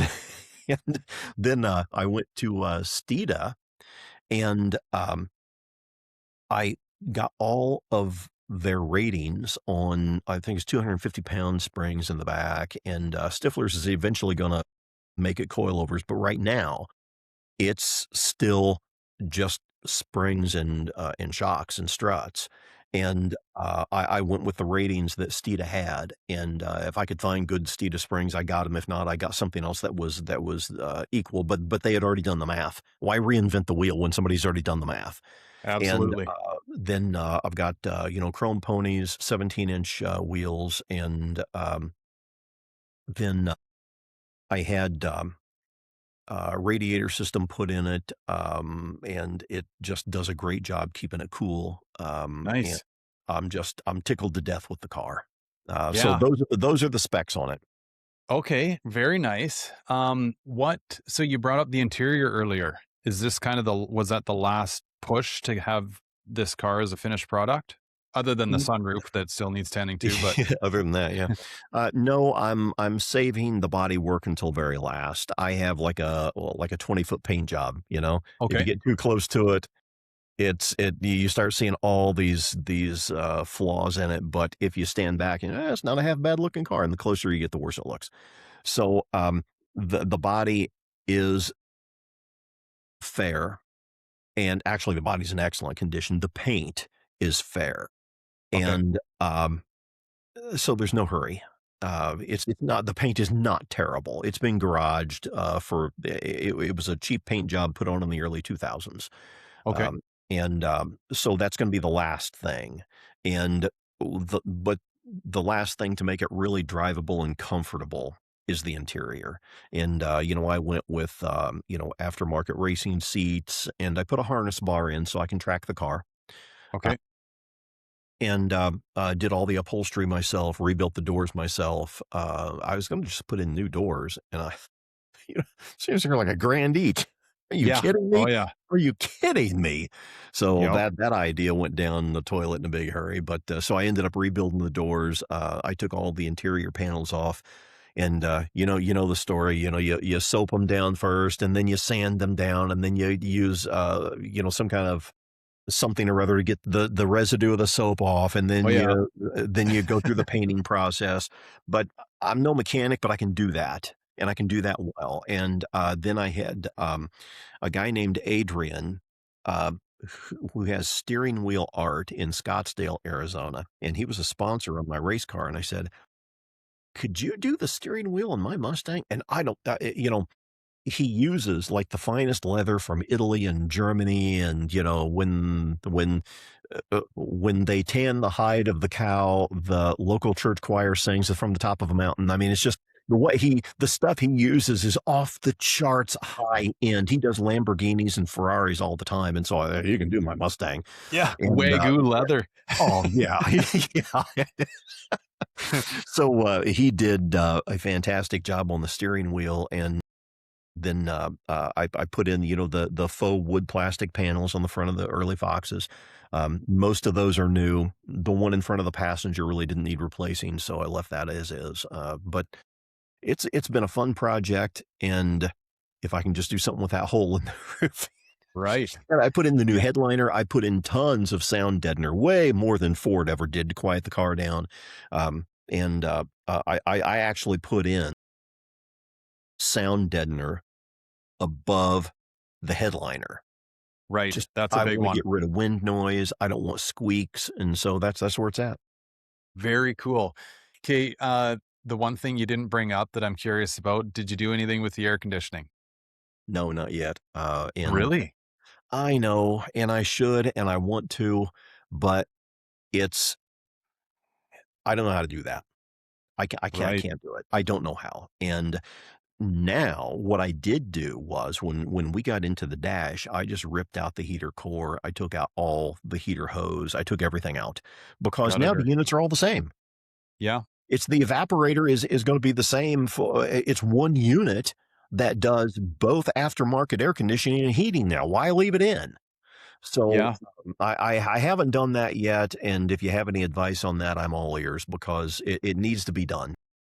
I do. So this one over my shoulder's been with me since 97. Got it when I was 17. Green? The green one. Yep. Yeah. And it was a non-air conditioning car from Ford. And I was, I think, actually the first person to put the new reimagined Gen 5 vintage air kit in a car that wasn't AC from the factory, which is kind of funny because when I first reached out to them and asked them about it, I said, "You guys keep talking about how this kit will only work in cars that came from the factory as AC cars." I said, "I put air conditioning in non AC cars that came from the factory like hundreds of times. What's the difference? Like, what are you guys holding up on?" They're like, "Well, there's really nothing. We just haven't done it." I said, "Well, I'll be your huckleberry." Right. So, yeah, threw the vintage air kit in there, and it's amazing, Stephen. Like it's everything that you know and love about your current modern air conditioning systems in your older car. Now, is it cracks me up when you say I threw it in there. That for me is like a 2-month job, 8 hours a day pulling my hair out. But, tell me, physically, where is the unit? Does it replace the heater core? Does it go to the inside of the firewall? And then where are the vents? Does it use the existing vent system, or how's that work? No, yeah, because this will line up with you saying that you tore all your stuff out of there. So, I'm assuming though you would still have your like actual vents that air would blow through out of the dash. So the vintage air kit, it replaces your old heater box and you get the vintage air heater core and evaporator and all that stuff in there. And then they give you a new AC compressor if you want one. Or, there's cases where guys have like, say this is a swear word around here, but they put an LS in their Mustang. They will work with you to go like, okay, you're going to have to use this compressor then. Or so it's kind of an a la carte system. But if you're just dealing with a Windsor small block Ford, it's straightforward. They send you all the bracketry that you need and everything. Actually, I shouldn't say that. They do not send you the like block cylinder head, big aluminum cast piece that the air conditioning compressor would typically sit in. You got to source that yourself. But everything else you get. The controls, they actually started the controls out with one of their more generic systems, and it didn't look awful, but it was just 3 little knobs, right? You get your fan, your temp control, and wherever you want it, floor, defrost, whatever, and they were just these round knobs, and everybody went, "Yep." Everybody went, "Guys, we can't go that far into the ditch here on this. It has to look like Ford intended it to." And that's what vintage air was realistically known for, is they would reinvent those control panels in a digital manner to look like the original piece did. So they went back to the drawing board. They put a new one out since that has kind of the slotted turned out. Well, your system would be more of a lift the lever type system, Yeah, but yeah. these Well, ones that's were what it like, came with from the factory anyway, is the lever slides. yeah. Um, but yeah, so they're a really, really slick system. And everything when I put the video out on it all, I think the comment that everybody loved the most was I'm like, this thing will part your hair from the back seat. Like it moves air. That's what you need, because these old cars, they get hot, and, yeah, that's gonna make it way more comfortable to drive, especially because, like you said, it's, here in Indiana, it's I think it was 94 today or some ridiculous. I mean, it's really nasty, and I really enjoy driving the car 3 seasons, and so, that and the other thing was keeping the engine cool. Once I got the mechanical engine in, I could not keep that thing cool no matter what. At stoplights, it would just go north, and, I replaced the fan, and then I put the fan extension on, then I put the shroud on the extension. I tried everything, couldn't keep it cool, and then I got a hold of, the guys at, Cold Case Aluminum Radiators, and they Oh yeah, said, "We got what you need." And I said, right. "What's that?" And they Yeah. said, "Stop goofing around with 1970s technology, and here's what you need." So I got what they recommended, and, it's a nice big thick radiator, and it's got twin electric fans on the back, and the temperature needle went right back down, and it is steady as a rock right now. So, Oh that was Cold Case. Cold Case is another one of those things where I tell people, "Don't walk, run to Cold Case and, get your Mustang fixed up." There's a lot of, I guess, other companies that could do you a really good job, but these guys did it right for me. good to It's know. run cool, smooth ever since without the slightest bit of problem. Now I have to keep me cool. Yeah. Well, and then the other thing I forgot to answer for you was the like tubing and venting and stuff. So you get a whole new HVAC box, and then off that box, they supply you with I forget how many feet, but it's that accordion style venting that you just run Yeah, up to your yeah, vents. yeah, yeah. Yep. Okay. So yeah, it So it's actually universal. 100%. Yep. Okay. Yeah, like in this car, I remember looking at all that going like, I wonder how this is all going to fit. But then after the dash is out, you start seeing there's a lot more real estate as you remove all the stuff Ford put in there. However, as you get to like your last two hoses, you're going, oh, we're getting tight now. Now, those old four eyes got a lot more room behind the dash, so I don't know that you'd be in the same scenario as you would with these Aero cars, but uh, it's a really nice kit. I can't say enough good things about it. I'm gonna have to look into that, and thanks for the update because, I just want to be able to be comfortable and drive it in all climates, and you lose so much driving time Yeah. when you're weather dependent, and, like, going out to some of the Fox events. I can't wait to get some of these, but I also don't want to, drive in 90-degree weather with no AC across 3 states, so It's funny, hey? So in you saying that you've had it as long as you have and not had air conditioning in it, just like me in this one. And I go, have I become this soft? Because we did it yeah, as yeah, young bucks, right? yeah, Like, but yeah. now, little gray in the beard, and you go, this is not happening. I am not going out there. This is crazy. And to think Well, we all the didn't have any folks that choice back then, and you could show up being a sweat ball and kinda match everybody else, that's because true. until the 1990s, people were still asking, "Well, should I spend the extra money for air conditioning?" I mean, until probably 1995, it was not a given that, Yeah. well, everybody's gonna get it in every car all the time. Yeah. Actually, there's another funny one in that vein of thinking where automatic transmissions were an upgrade Yeah. at the exact same point in Yeah. time, right? And now you got to fight to try and find a manual anywhere. If they're even going to make one and offer it Mhm. to you, I thought the and Italians would be the last ones to give this up, and they kind of were, but I was surprised when they officially did.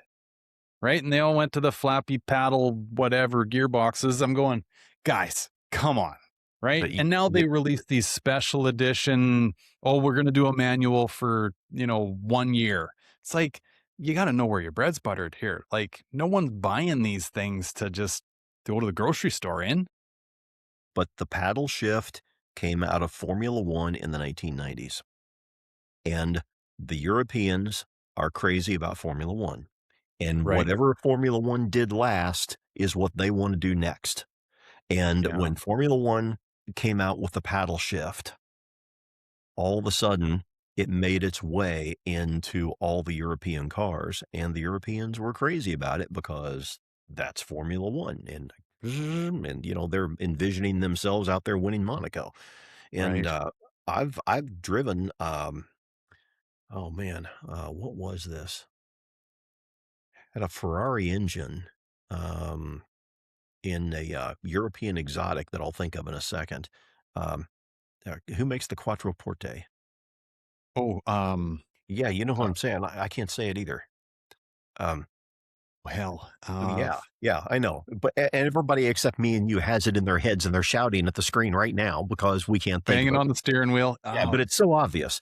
yep. And they got a hold of Ferrari to put engines in the Quattroporte, and then they put the paddle shifter on it, and, it was a little bit slow on the downshift, but that's a fun car. A friend of mine, named Jerry, in Pennsylvania had one. He let me drive it, and oh, man, it was a good time. It was fun. It was very, very different, but, being able to drive 2 classics at the same time because, you're in a Quattroporte and you've also got a Ferrari engine in it. I mean, how's Yeah. this a bad combination?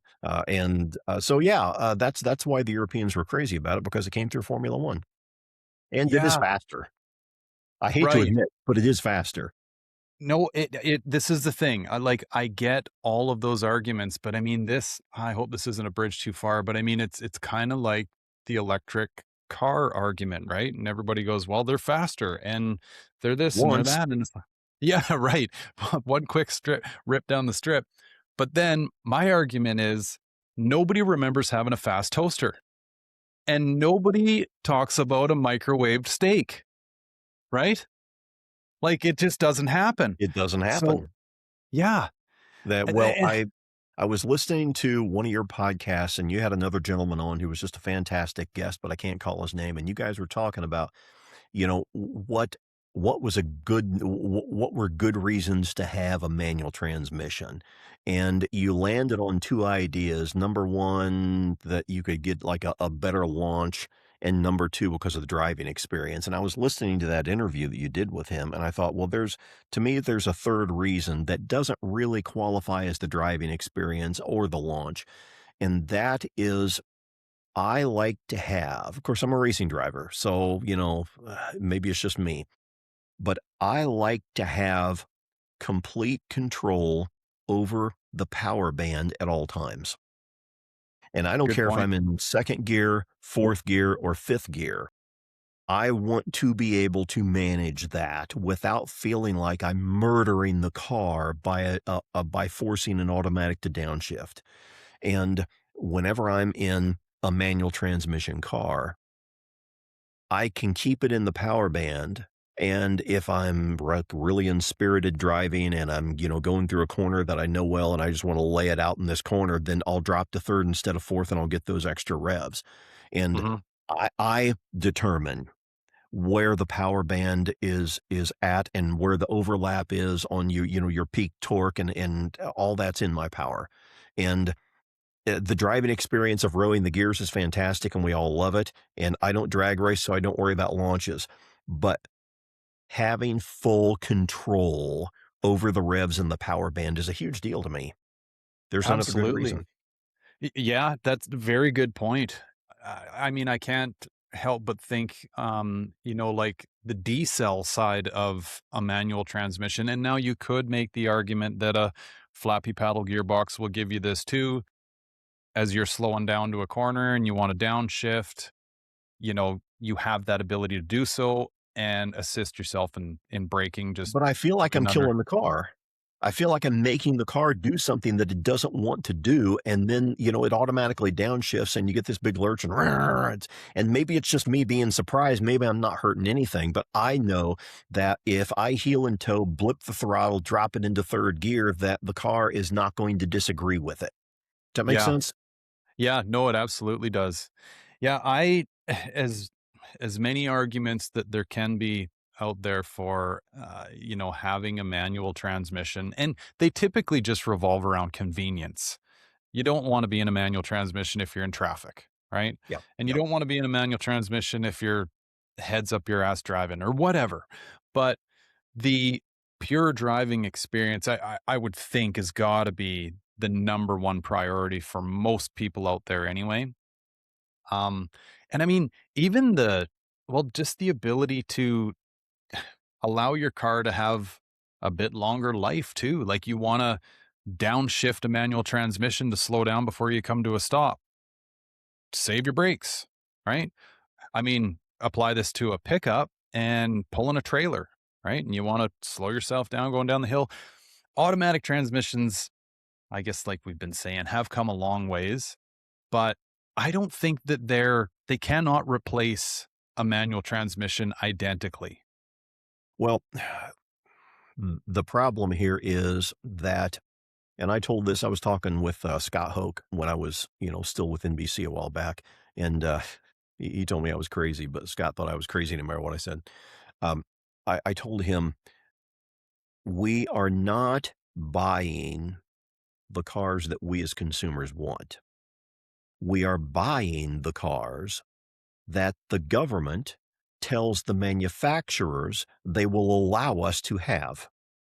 Now, with fleet mileage regulations, the federal government says, thou shalt not sell a car that doth not make this much miles per gallon.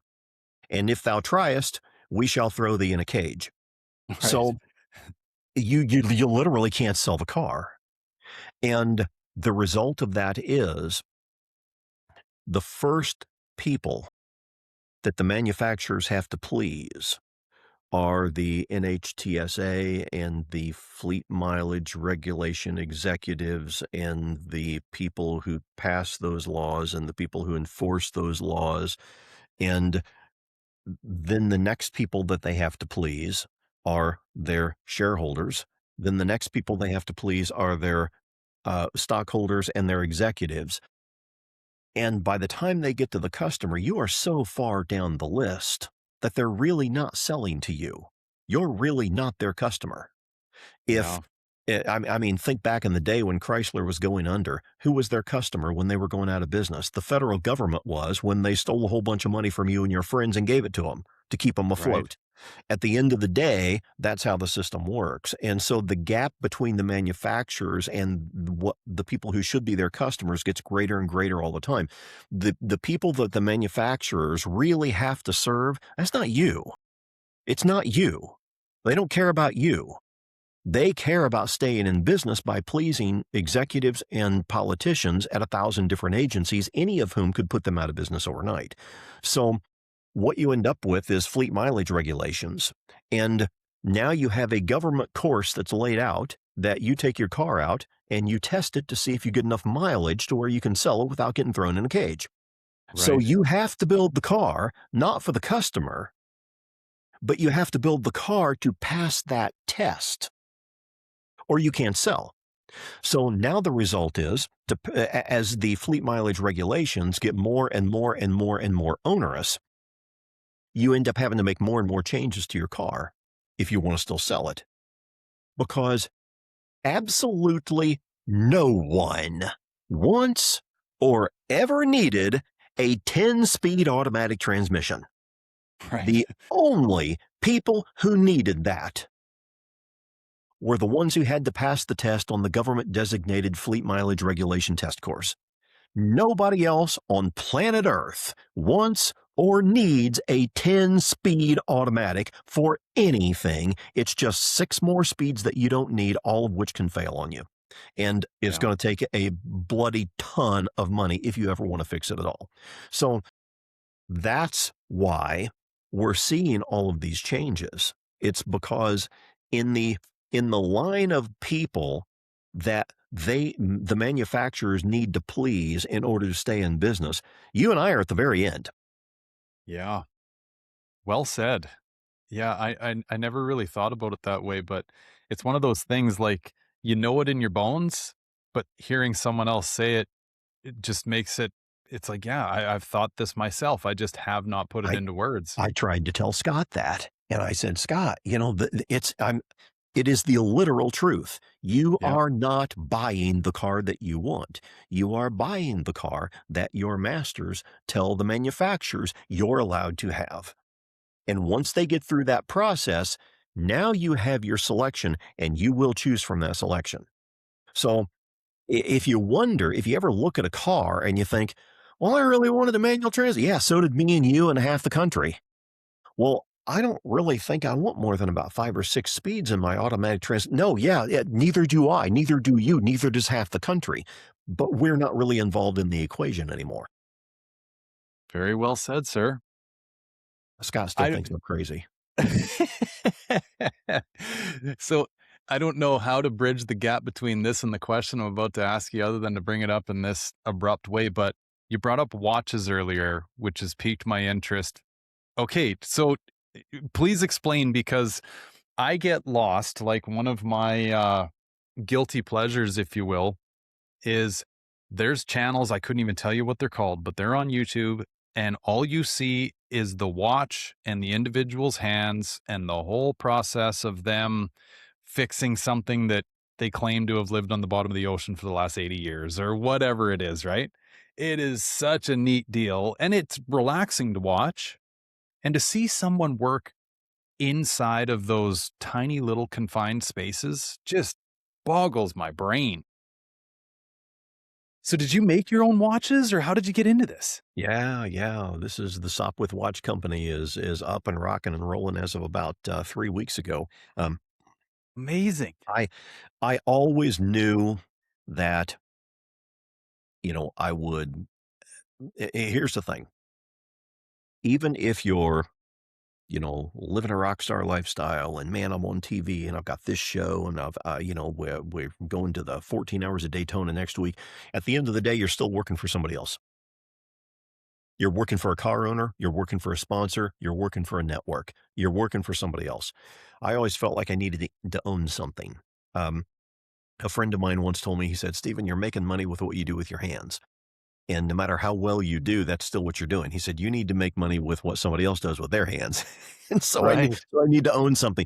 And I've always been crazy about watches, and even since I was a kid. I've just loved watches. And so, the last since probably 2019 or 2020, since actually before, I left NBC, I had been secretly conspiring to launch a watch company and found some wonderful, wonderful partners in Texas, Houston area to help me make it happen. And we pooled our resources. And I own the name Sopwith in the United States and have since the 1990s. And that is early aviation manufacturer. They made the Sopwith Pup and the Sopwith Camel and some very famous airplanes in World War One, but they went out of business immediately after the war. They've been out of business since 1919. And so the name kind of sat out there and a few people used it over time, but I acquired it here in the United States. And I thought, I've already got Sopwith Motorsports and Sopwith Television Productions. It's going to be Sopwith Watch Company. And so I thought, what can we do that is substantially different than every other company out there? And by the way, we're in the luxury space. Okay. Our watches are $5,000 to $10,000. Uh, think Omega, Breitling, IWC, Rolex. We're in that luxury space. And we decided that I love World War One aviation. I love aviation. It's a hobby of mine. I've never tried to pursue it or anything. I'm not a pilot, but I love it, and I have access to parts that other people don't have. And I thought, here's what we can do.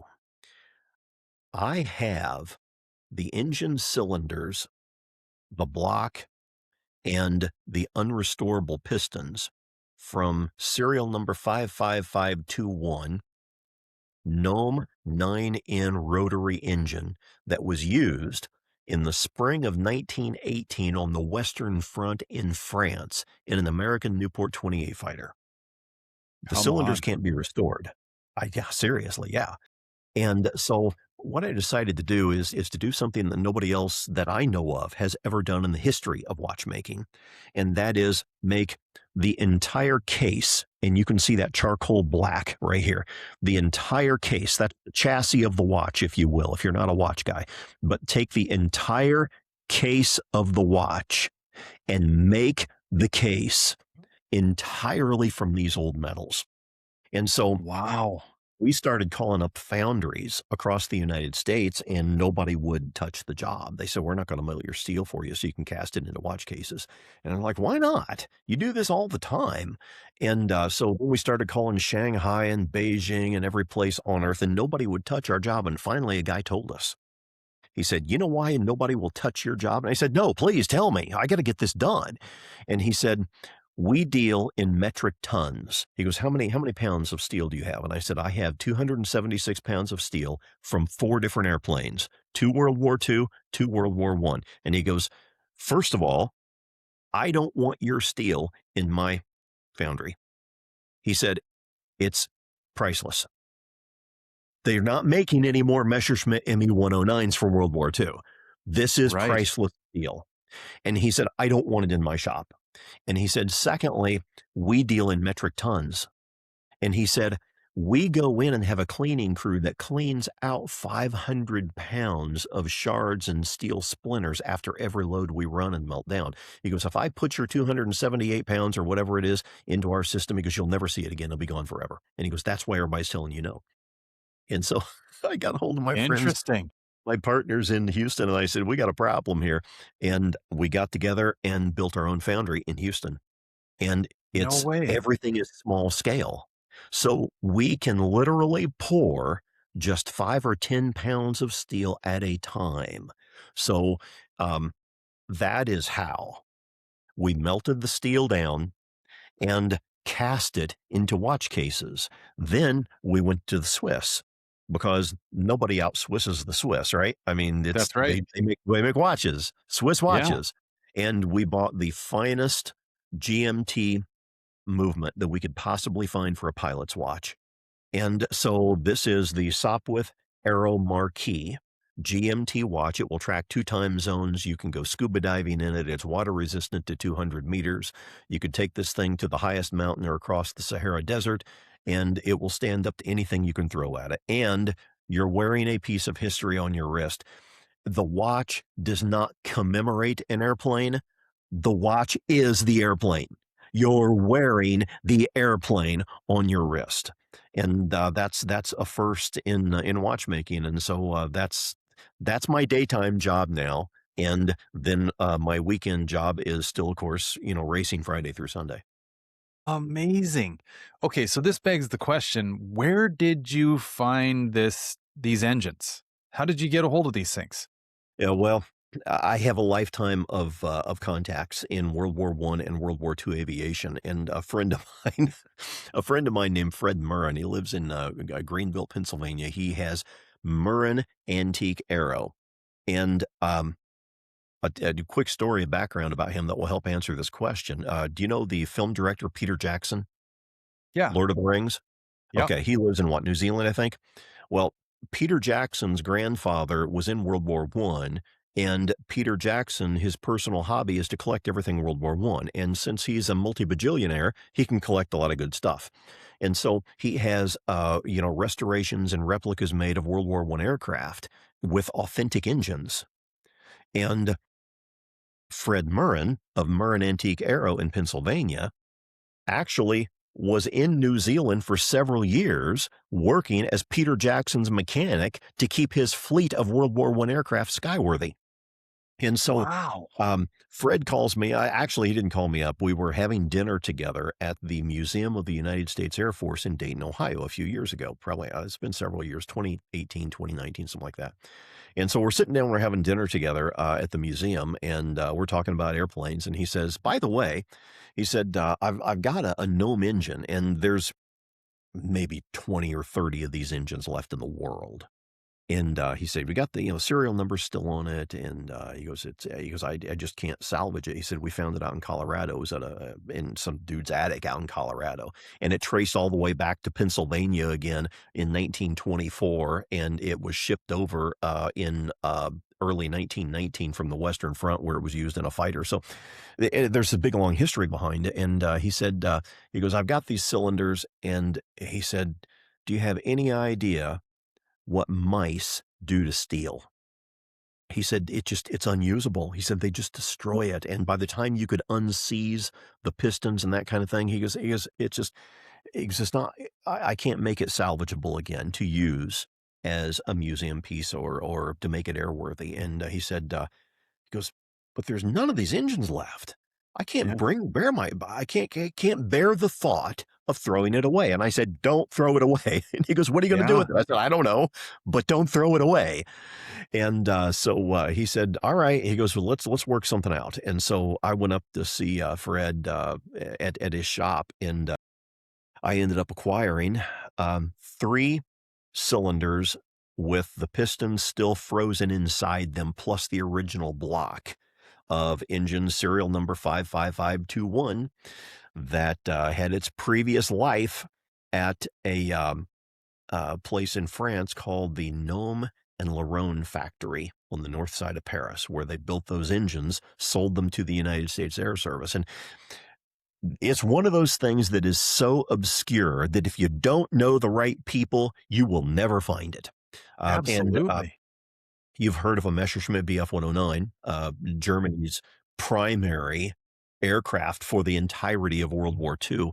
Well, there was Adolf Galland was one of their primary aces, and during the war, he observed a weakness in the defensive capacity of the ME 109 or BF 109 is either way. And he said the pilot can get shot from the back of the head if you take out the piece of armored steel, but if you don't take it out, you can't see behind you. And so he came up, well, actually his crew chief came up with something called the Galland window, where it was a steel frame with like 4-inch thick glass that would take a 303 caliber bullet. And they put it behind their head. So now you can, a German pilot in World War II could look at his mirror overhead and see through that glass to see if anybody's on his tail.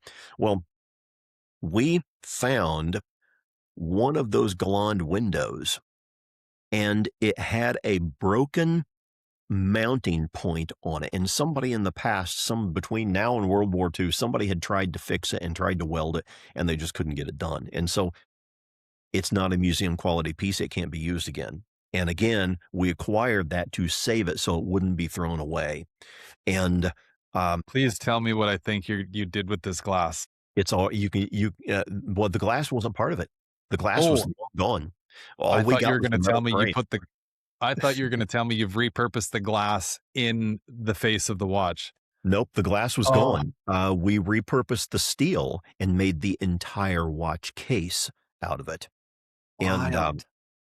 I was just over at Richard Petty's shop in North Carolina, so you can see where this is going. Okay. And in fact, you're one of the first people to know this, Gary. Here we go. Okay, I appreciate Here's that. here's here's a big Exclusive. announcement. Not many people know this. Our second watch will be a Richard Petty chronograph, and we have licensed a run of watches, and Richard Petty has already signed the brass nameplate. He's personally signed each one of them. They'll come with the watch. And he gave me 4 rear end gear sets from his original Mopar race cars from the late 60s and early 70s at Talladega and Daytona. Wow. The king, the all-time king of stock car racing, and I went over and did an extensive interview with him, and, the provenance is 1000%. I picked them up at his shop. We had an entire camera crew with us, and we got the king of stock car racing standing there saying, "Yep, those is from my core." And we're getting ready to take those, and, we're working right now, we're working on the prototypes right now, the prototype watches, and you'll be able to acquire a watch entirely, the entire case was on the track at the Daytona 500 in the hands of Richard Petty. So, That's incredible. it's so fun. Oh, Steven, yeah, no kidding. So, okay, I haven't paid attention to watches in a few years, but I was maybe not as far down the path as you were, but knew my way around watches relatively decently. And at the time that I was paying closer attention to them, there was a company, the name evades me, but they claimed that they were making the case of their watches from a piece of the Titanic, if I've got that Yes, correct. yes. Um, and I'm not sure exactly how they're doing it. Um, Yeah, it doesn't sound real to me, but I remember seeing pictures of them.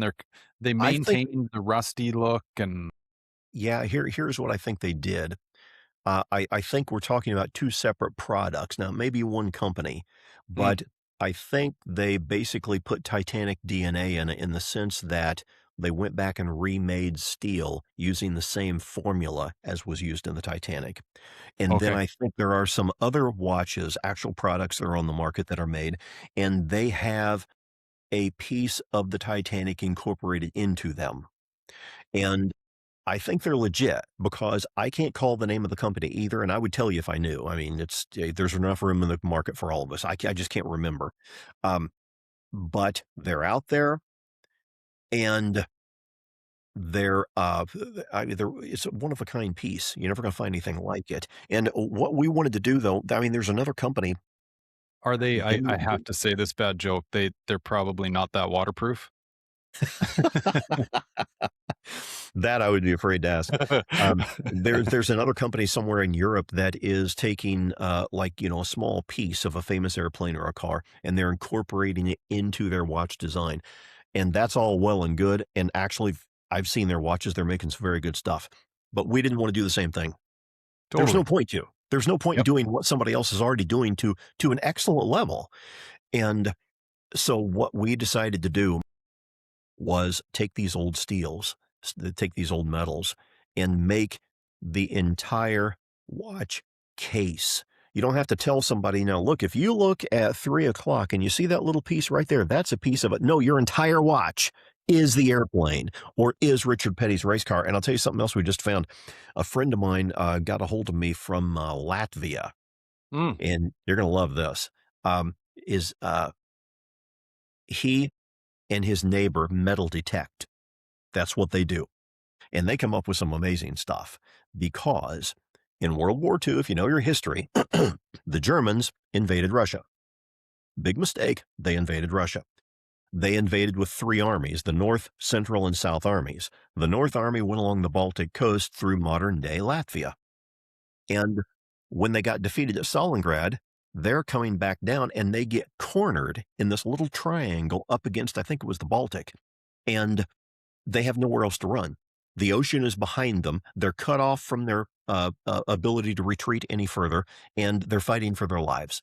And so the Russians are moving in, and the Germans are trying to hold out against them.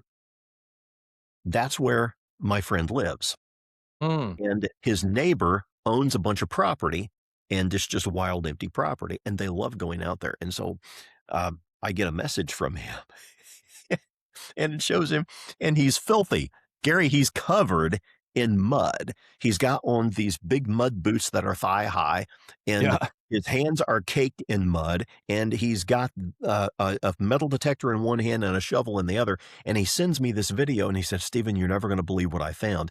And they're digging up a tank track. The tracks of a tank, though, chink, chink, chink, chink, chink, and there's all these links of the track, and they're joined together, and together they make Oh, the full track. So here's what they found. They found one link, and it was buried about 18 to 20 inches down. This is pretty deep. It's been a long time. And then they dug next to it, and they got another hit on their metal detector, and another one, and another one. And they found a length of like 12 or 13, and it cost me a fortune, but I bought them all. And nice. and he showed me the video that they were digging it up. He showed me everything as they were digging it up. Now, how does that happen? Think about this. The Russians used a lot of shoulder-mounted anti-tank weapons that couldn't penetrate a German Panther IV's steel armor. So they Right. shot at the tracks. When they Right. hit the tracks, the tank would keep going and it would just lay down the tracks behind it and it would drive right out of its own tracks. That's what they found.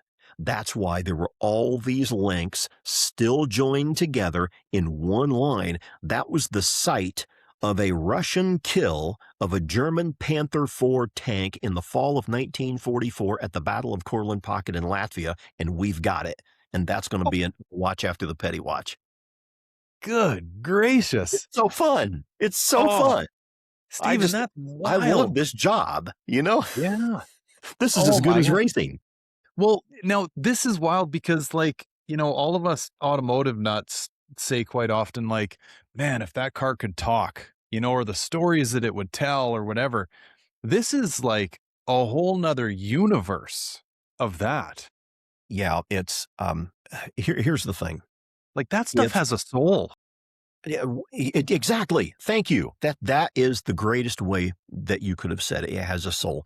If you go buy any other luxury watch from any other company, Rolex or whoever, the steel that you're getting is superb, excellent quality steel that could have been used for anything. It could have been a dental instrument. It could have could have been been a pop somebody's can. shovel. It could have Yeah. been in a transmission. It could have been anything. It has no identity. It's Mhm. excellent steel, and I'm not saying anything negative about them. There's plenty of room for all of us out there, but it has no identity. If you buy a Sopwith Aero Marquis, that watch comes with its own history, with its own legacy. It has its own story that is inbred into it since the day it was used in combat. So Yeah. I'm like you. I sit here and I look at this watch, and this is not a prototype. This is a production model. So this is the real thing. Every time I look at this watch, I think, this watch was on the Western Front in World War I in the spring of 1918. And our slogan for our company is Sopwith, the watch that was there, because Wow. they were there.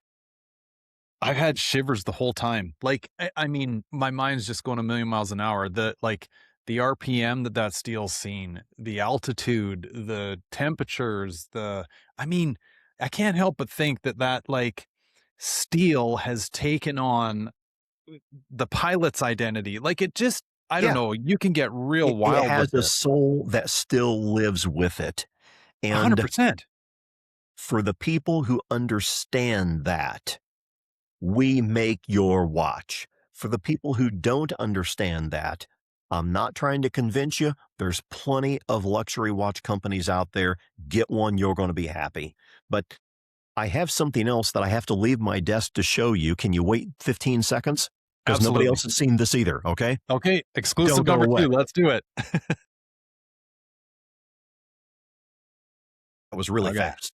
that was Okay. quick. Um, that's because they're all in the closet right behind me. This is my work area right here.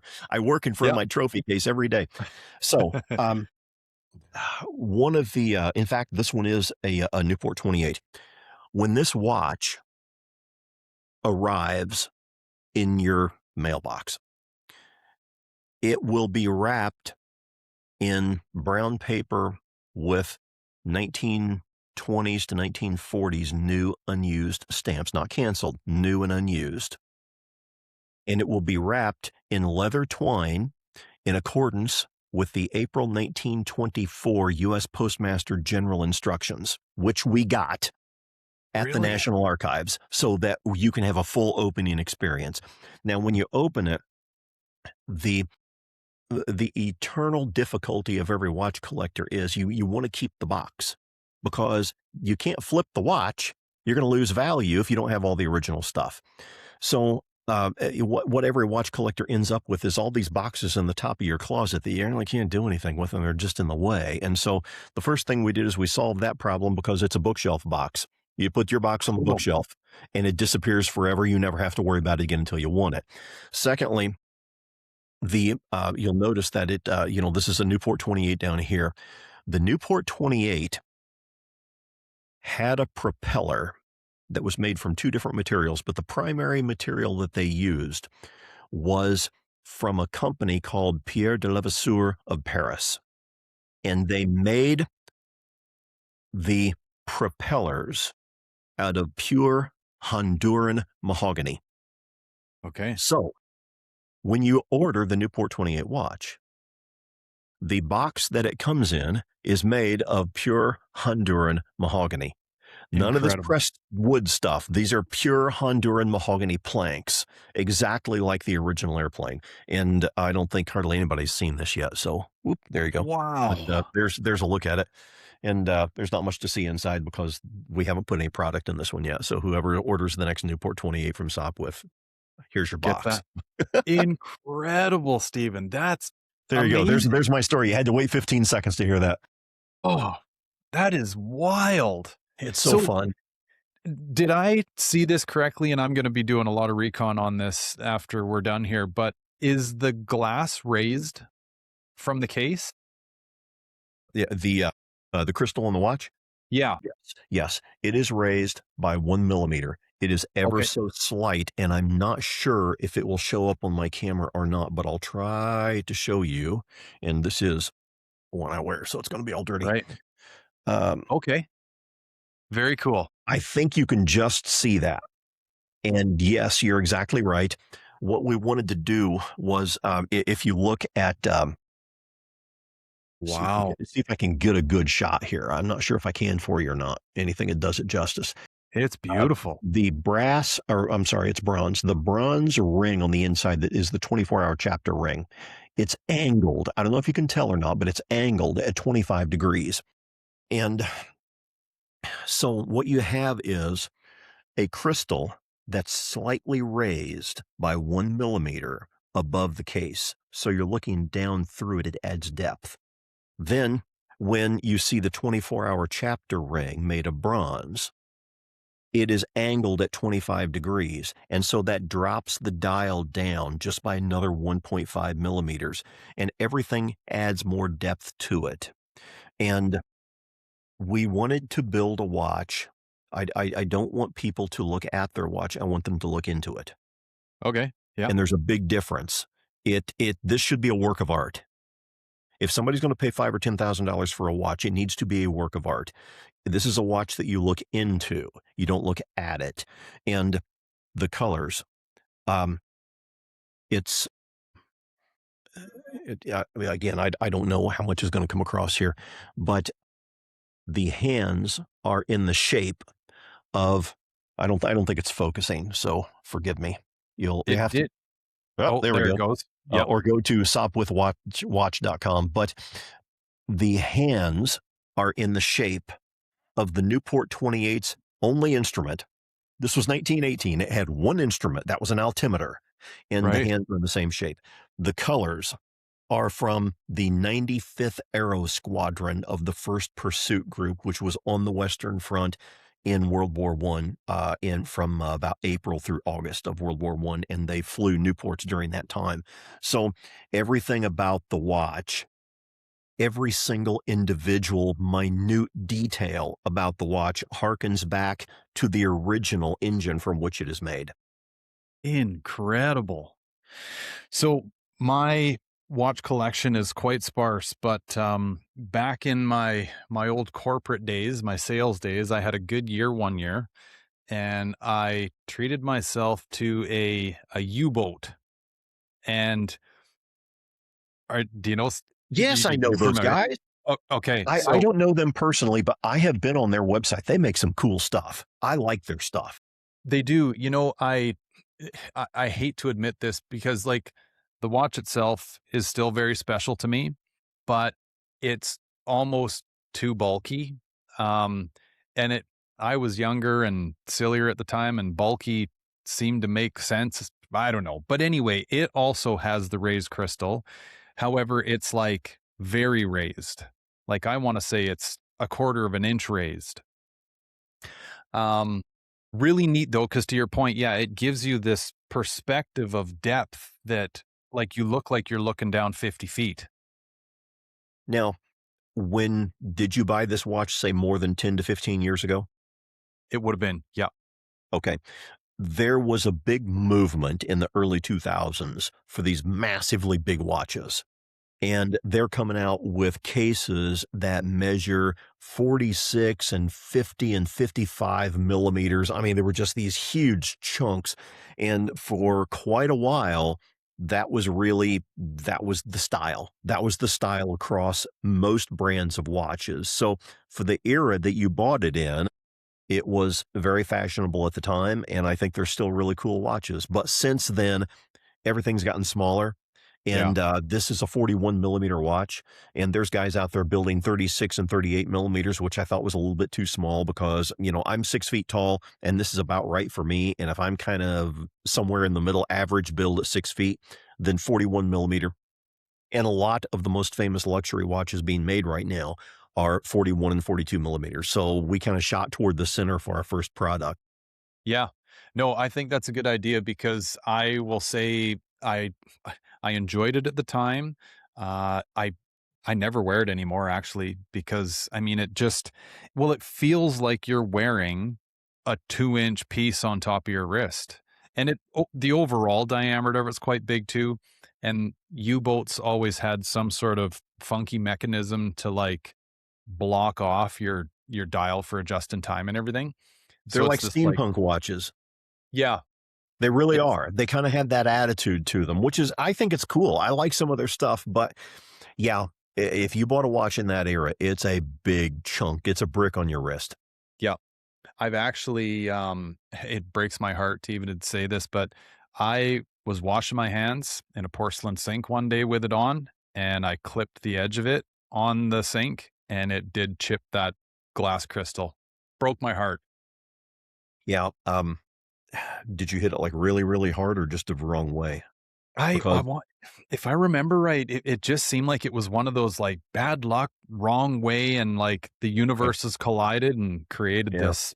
Yeah. because U-Boat's a good company, and they'll Yep. make a lot of stuff that they'll usually, I'm guessing here that they probably have synthetic sapphire crystals the same as us, and that's as good as you can get in the industry right now, is a Right.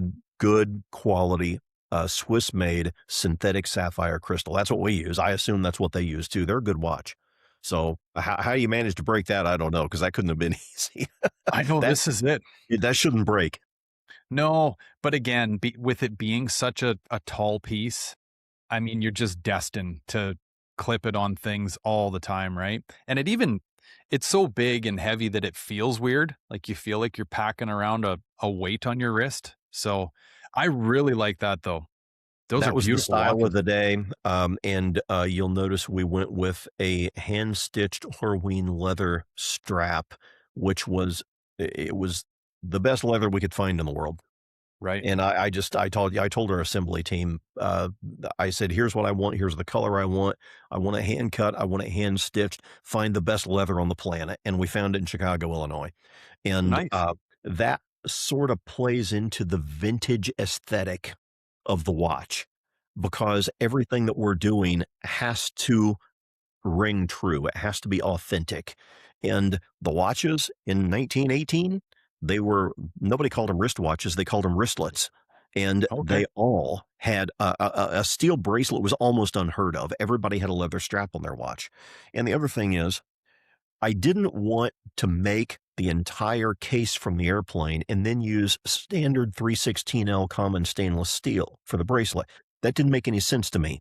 And this metal is so rare, so precious, and so hard to find, and we have so little of it that if I made a bracelet out of it, not only would it place the watch in the wrong era, but we'd run out of steel. It would Yeah. take 3 cases worth to make one bracelet, and so we went with a leather strap, and that allowed us to make, for instance, we had enough steel to make 98 of these watches.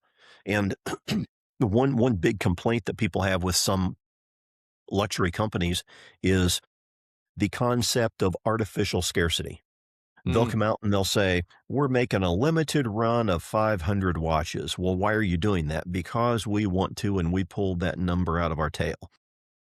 And it's a marketing ploy. yeah. It's a FOMO thing, you know?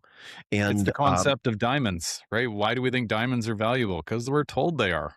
because we're told they are and because, they're supposed to be scarce. And, I didn't want to come out with artificial scarcity. Well, we kind of solved that problem Yeah. accidentally by using the steel we're using. It's not an artificial scarcity. If you happen to have a 1918 Newport 28 sitting in your garage, please call me. But until then, we can make 98 watches. There's Yeah. not going to be any more watches. So that I think is something that that helps us from a marketing standpoint is that we really don't have to market in the sense that we have authentic scarcity, not artificial scarcity for marketing purposes. Absolutely. Yeah. When they're gone, they're gone. That's it. Going, yeah. You know? Yeah. I seen an engine the other day. I got the opportunity to walk through this fella's car collection and he has I it's going to be beyond me to mention too many of the statistics on this because I'm just not familiar with airplane engines, but it's a Rolls-Royce Merlin, I want to Yeah, say. yeah, yeah. Okay. That powered, several famous airplanes, most famously the P-51 Mustang, Okay. Rolls-Royce Merlin.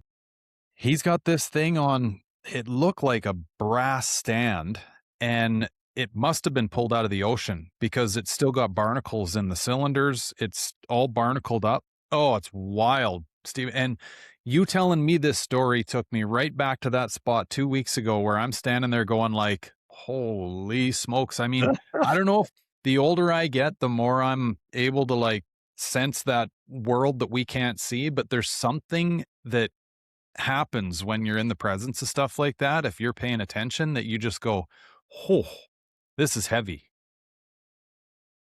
If he has any spare parts that can't be restored, you Well, know who to call. Uh, yeah, I've got, in fact, just yesterday, I was in, Battle Creek, Michigan at the air show there. okay, And, I, met and hung out with, 3 guys, Louis, Ariel, and Marco Rusconi of the Jack Aces Air Team, and they have 3 P-51 Mustangs originals, really? and we sponsor their team. And so they all wear our watches, and I wanted to hand deliver their watches to them, so I got to spend the day with them. If you ever get a chance to see the Jack Aces Air Team, it is unbelievable. And if you want to hear, in fact, I should look this up because I know World War II airplanes better than I know World War I airplanes much better than I know World War II airplanes. But the Rolls-Royce Merlin, I think, powered the P-51, and I think a overseas produced version of essentially the same engine powered the Spitfire as well for the British. And boy, I really shouldn't say that without looking it up. But once you hear a Rolls-Royce Merlin roar past at 300 miles an hour, there is no sound like it. It's straight out of Hollywood. Oh, I'll tell you something else. Speaking of engine sounds, Yeah. there is one Newport 28 that is in original flying condition on planet Earth, one. Hmm. And it was rebuilt in, I think, Sweden a few years ago. And it has an original no monosoupape engine, the exact type of motor that the Newport 28 watch is made from. And so when we were doing our original film, and if you go to sopwithwatch.com, you'll see there's a bunch of films. Poke through all the pages on there. We've got several different films and Okay. we don't produce ads. We make films. And one of the first films that we produced, was on the Newport 28, and it used all original footage from 1918 through 1930 with Newport 28s. And Cool. the problem is it's silent footage. And so I'm sitting down talking with Stephen Dale, who does all of our editing and work on the footage. And I said, where are we going to get sound from? I don't want to use a World War II airplane. I don't want it to sound like a Model T. I mean, where are we going to find this? Well, we found that the only Newport 28 that is in flying condition on Earth with an original engine was in Sweden. Wow. When they took the airplane out, they filmed it in its initial test flights before it was sent to a museum and they park in the thing. It's in a private collection now. And so I thought we have got to find if they have audio. Well, they Yeah. did. And Oh, so we contacted them. We got the audio of the only flying Newport 28 with an original engine in the world. Then we took that audio and matched it to the original black and white 1918 footage that we made for the film that we produced for this watch. And so so cool. now, without a time machine, you cannot get any closer to 1918. When you hear in the film the engine and the airplane go past and you hear this, that is the sound. That is not something that we dubbed in from some other Chevy 350 later. That is the sound from the authentic thing, because that's what we do. It's authenticity is what we sell. And we were very proud to have found the only flying Newport 28 on Earth with an original engine, and we got that sound. Unbelievable. That is incredible. Huh. Hey, am I picking up? Are you getting fireworks out where you live right now too? Yeah, I am. Can you hear them? Sorry. I've been wondering if you could hear them over me too. Like it sounds like they're lighting them off my roof right now. Yeah, I can now. I couldn't really hear them before, but I can hear them a little bit now. And it must be every neighbor within 5 miles of my place right now is going crazy. So Well, yeah, here we yeah. are. We're talking about World War I, World War II, and the bombs are going off overhead. And the flag was still there. Absolutely. Yeah, because this is, if you're watching this later, it's been recorded on July 3rd. Yep. Yep. So The night before every the big day. bucktooth Yahoo out there with a match is lighting off everything he's got. Oh yeah, and for the 250 too, right? Like this is a big one. Yeah, this is the big one, right? Yeah. Stephen, I can't thank you enough for doing this, sir.